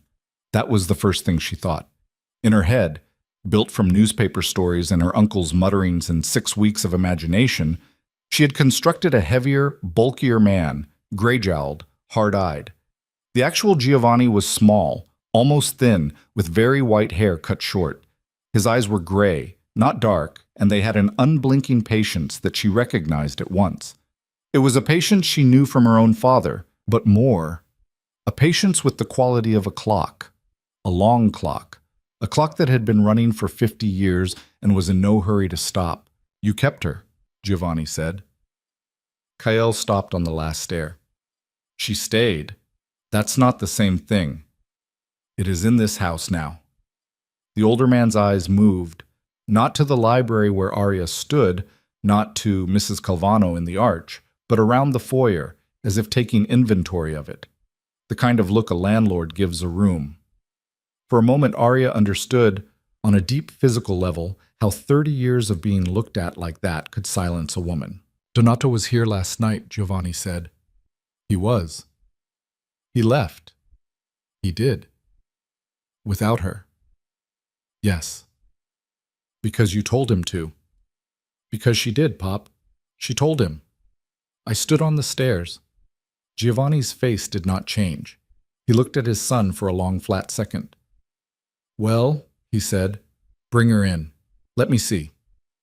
"She's in the library. You're welcome to her company if she wants yours." Giovanni's head turned half an inch. "Excuse me," he said. "You heard me." "Son, I said what I said."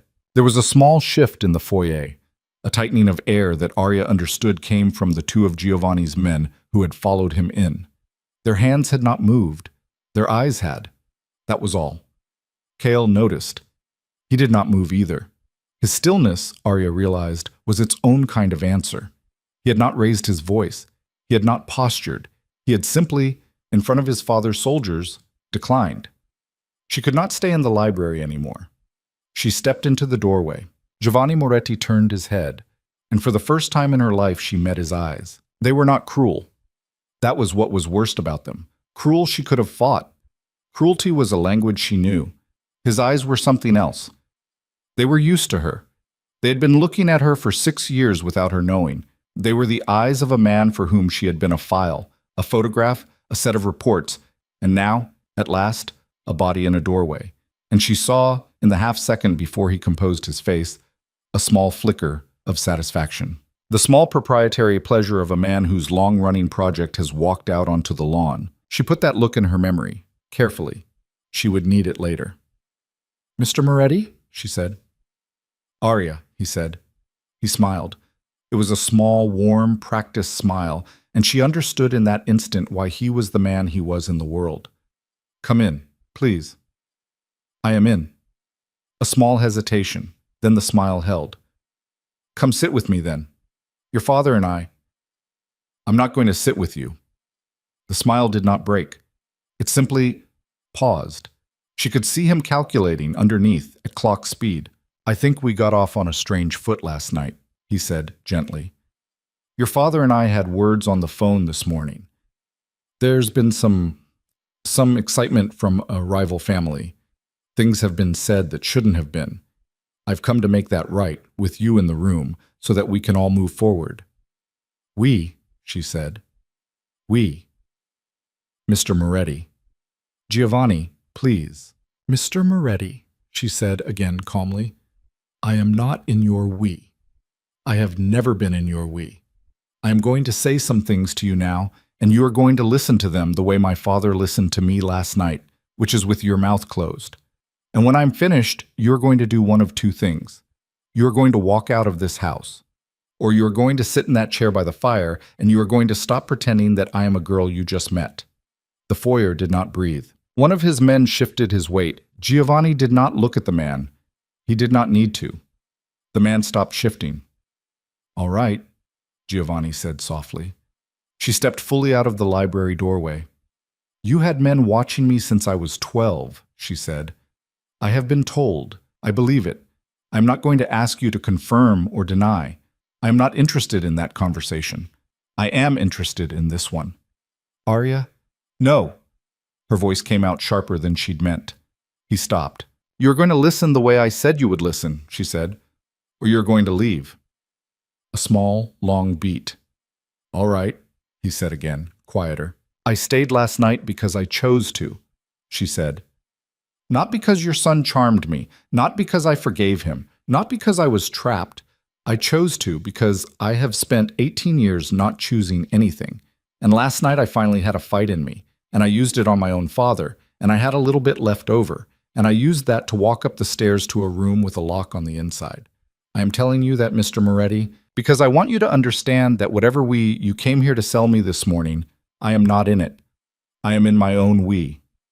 I am in a we of one at the moment, and I am going to grow it over a month by my own count, and you are not going to be in it, ever.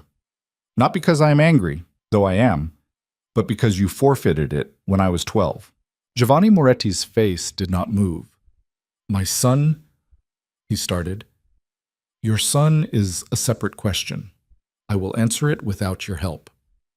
He is my heir. That is your problem, not mine. A thin pause. The clock patience ticked behind his eyes, visible for a second, looking for a way around. You are living in my house, he said gently, almost apologetically, the way a man might correct a child. Your son's house. My house. Mr. Moretti. Young lady, I am living in his house, Arya said, as of last night, as of a conversation he and I had on the stairs. You were not present. I do not recognize your claim to the floor I am standing on, and neither, I think, if you push him, does he. So please do not pretend this is a lease. I am not going to be evicted. Something in Giovanni's face, something very small at the corner of the mouth, moved. It was the first entirely unrehearsed expression she had seen on him. It was, she realized, a flicker of something she did not expect. It was respect, not warm respect, not grandfatherly, not kindly. It was the cold recognition of one operator for another. It was the same look her father had given her last night halfway down the stairs, when she had used the word folder.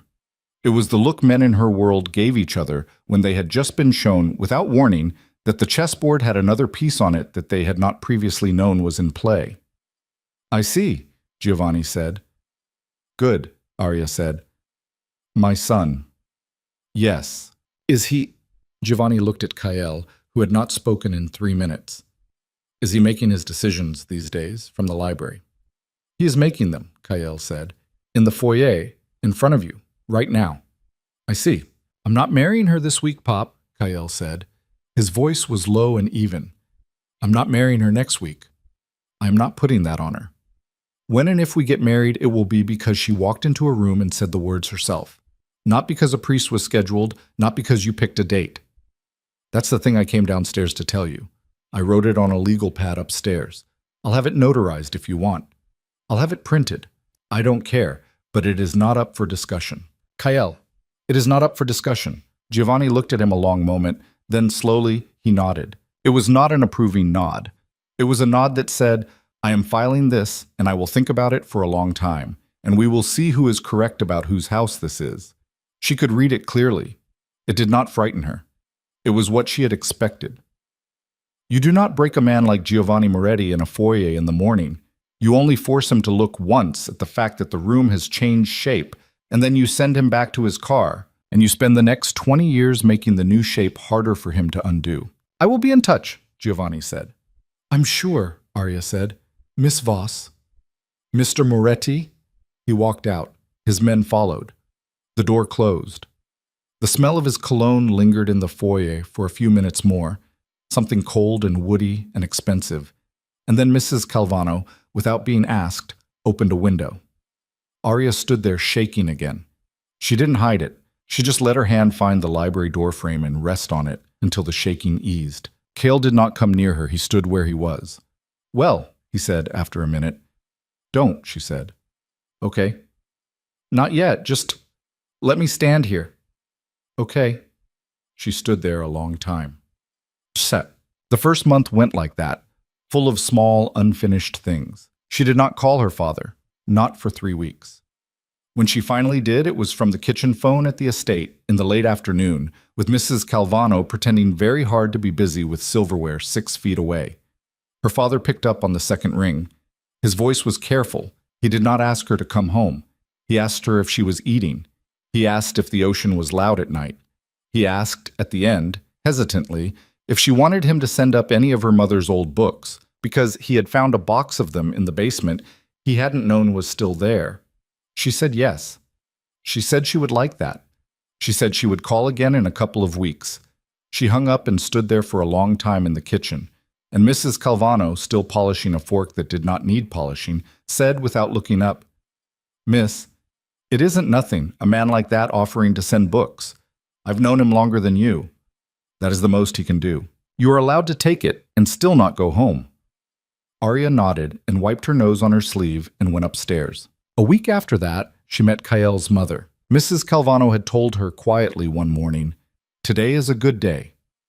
Arya had walked the long corridor to the east wing with something tight in her chest that was not quite fear and not quite grief. The room had been bright, heavy curtains pulled all the way back, the windows open, a small record player going something soft and Italian in the corner. Elena Moretti sat in an armchair in a cardigan that was too big for her, and when Arya walked in, the older woman had looked at her, really looked at her, and her eyes had filled with tears before Arya had said a word. "Oh," Elena had said, in a voice that was rusty from not being used much. "Oh, you poor thing. Come sit by me. Come sit." And Arya had sat. And neither of them had said anything brave or important. Elena had held her hand. Elena's hand had been thin and warm. After a while, Elena had said, "He is not his father. I know that is not enough for you. But you should know that I know it. I raised him, and I know it." And Arya had said, "I am not asking you to vouch for him." And Elena had said, "Good girl, don't." And they had sat for another half hour without talking. And when Arya had stood up to leave, Elena had said, "Come back. Come back when you want. Not when he tells you to." And Arya had said, "I will." And she had. Twice a week for the rest of that month, and then 3 times. And then whenever Elena was up to it, which became more often as the weeks went on, because there is a thing about being looked at by someone new, someone who knows the whole of the story and stays anyway, that pulls a person slowly back into the room. Arya painted. She painted a lot. The studio became hers in a quiet way no one needed to announce. The canvas of her father's house stayed on the easel for weeks, unfinished, until one evening she painted over it in long, cold blues and started something else, which was what she had needed to do with it all along. She did not paint Kael. She thought about painting him. She didn't. She had read somewhere, a long time ago, that you never paint someone you are still deciding about. Maybe one day. Kael, for his part, did the thing that was hardest for men in his family to do. He did nothing flashy. He did not buy her rings. He did not rearrange the house. He did not give her speeches. He read the list he had written back to himself every week, out loud, in the library with her in the chair, like a man going over a contract. And when pieces of it stopped applying, he crossed them out with her permission. And when new pieces needed to be added, he wrote them in the margins and read them to her, and she signed off on them, or didn't. It was the least romantic thing in the world. It was also the most. She had never in her life watched a man change in small, honest, measurable ways without any audience to play to.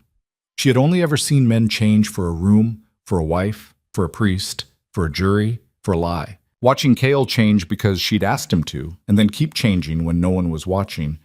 But her was, she understood, the thing slowly dismantling her in ways she had not given permission for. The Yanucci problem did not go away on its own. It got worse before it got better. There was a second attempt on the house 2 weeks after the first one, this time at the boathouse, this time with more men. Kael came home at 4 in the morning with a cut across his eyebrow that needed 5 stitches, and he sat at the kitchen table while Mrs. Calvano cleaned the blood out of his hair with a warm washcloth and scolded him in a steady, tired voice. Arya had come down in her bathrobe, and she had stood in the doorway and she had watched, because she had told him, in the first week, "I want to know when things happen, not the next morning. When?" He had called her at 2:15. He had said, "I am fine. There was an incident. I'm going to be home in 2 hours. I did not kill anyone."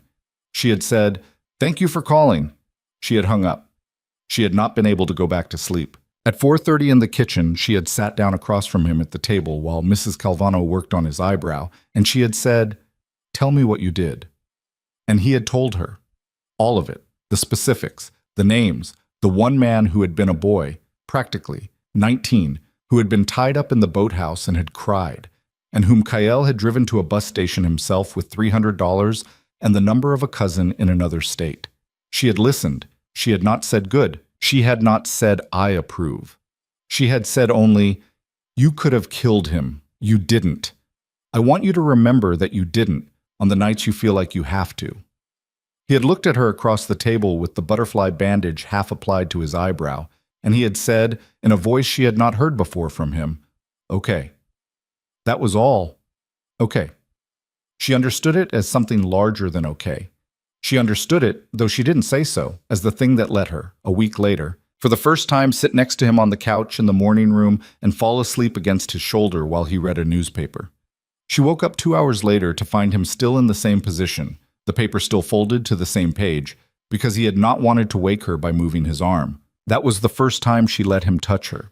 It was also, she realized afterward, the first time she had fallen asleep somewhere other than a locked room since she was 11 years old. The Iannucci War did not end. Wars in their world did not end. They tapered. Kale spent a lot of the second month and the third on the phone, and in long, quiet meetings in the library that Arya was welcome to sit in on, and after the first few, often did. She did not say much in those meetings at first. She watched. She learned names. She learned, for the first time in her life, how the machine actually worked. Not the dramatic version her uncles had always offered at dinner, but the boring real version, which was a lot of logistics and a lot of trucking, and a lot of men owed small favors by other men. She began, very slowly, to have opinions. She began very slowly to say them out loud. The first time she interrupted a man who was twice her age in that library and corrected him about a shipping schedule, there was a silence that lasted about 4 seconds.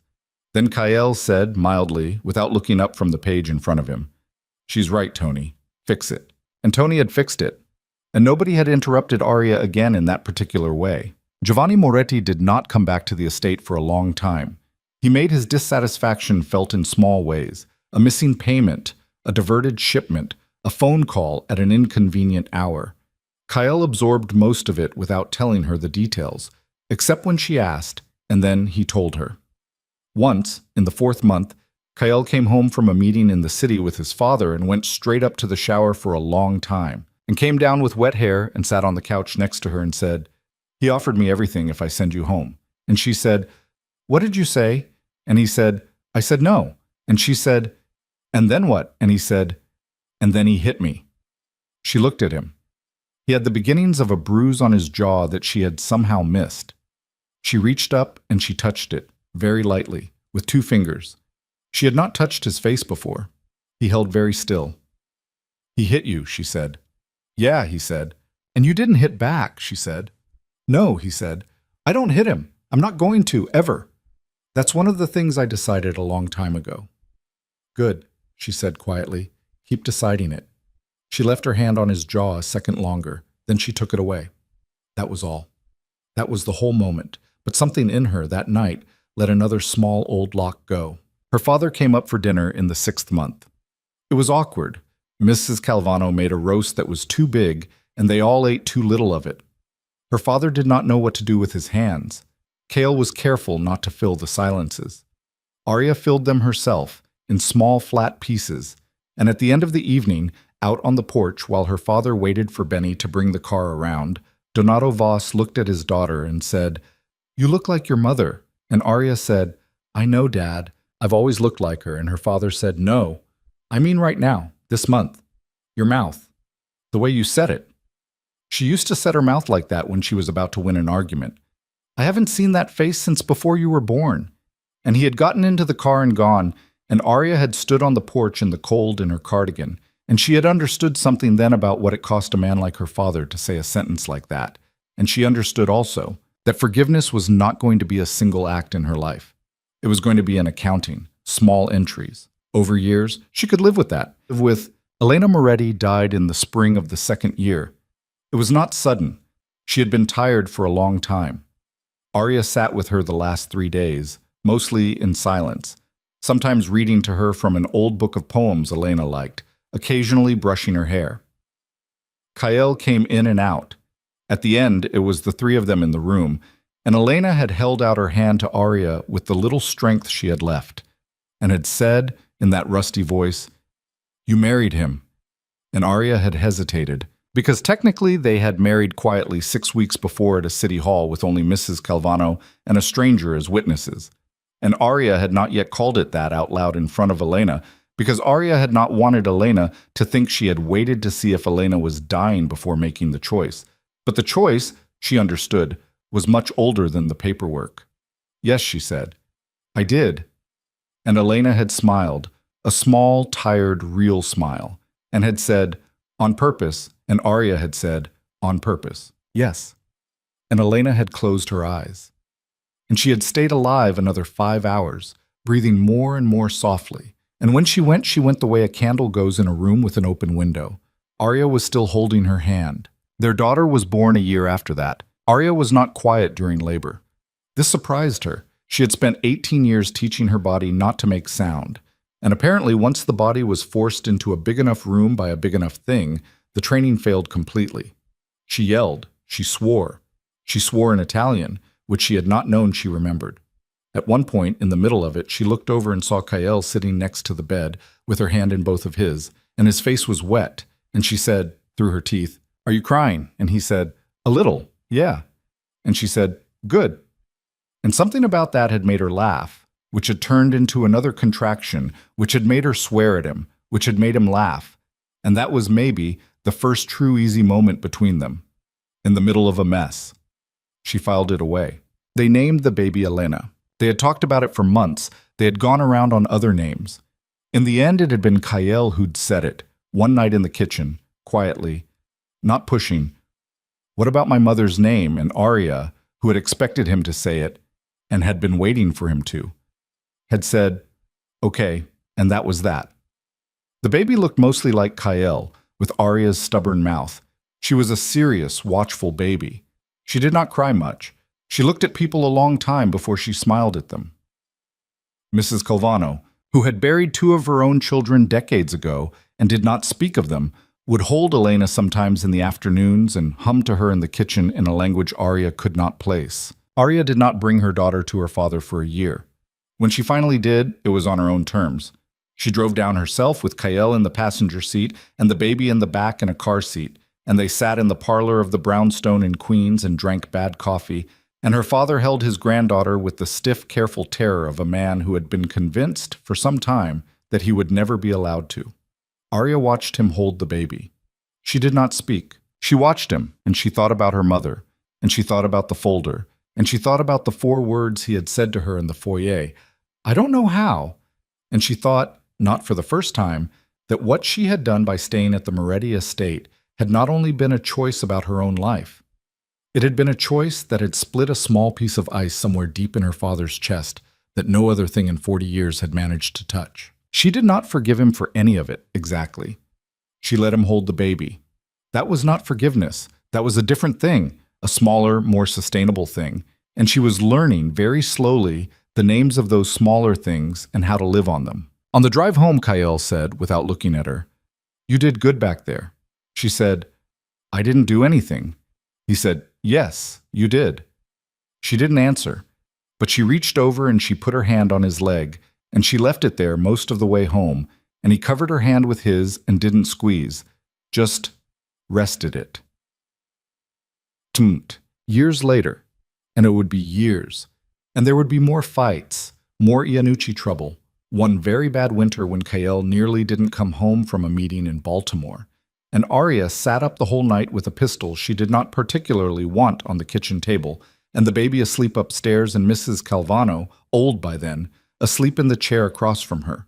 Years later, Arya would sit on this porch at dusk with a cup of tea that had gone cold, and she would think about the 18-year-old girl who had ridden up the cliff road in the back of a sedan with a suitcase that weighed nothing. She would think about how close she had come so many times to being swallowed, how the world she had been born into had been engineered very carefully over generations to make sure a girl like her never found her own voice, and that if she did, she would only find it in time to scream into a pillow. She would think about all the things she had been told were the way it is. All of them had been lies. Not big cinematic lies. Small ones. You adjust. You don't embarrass the family.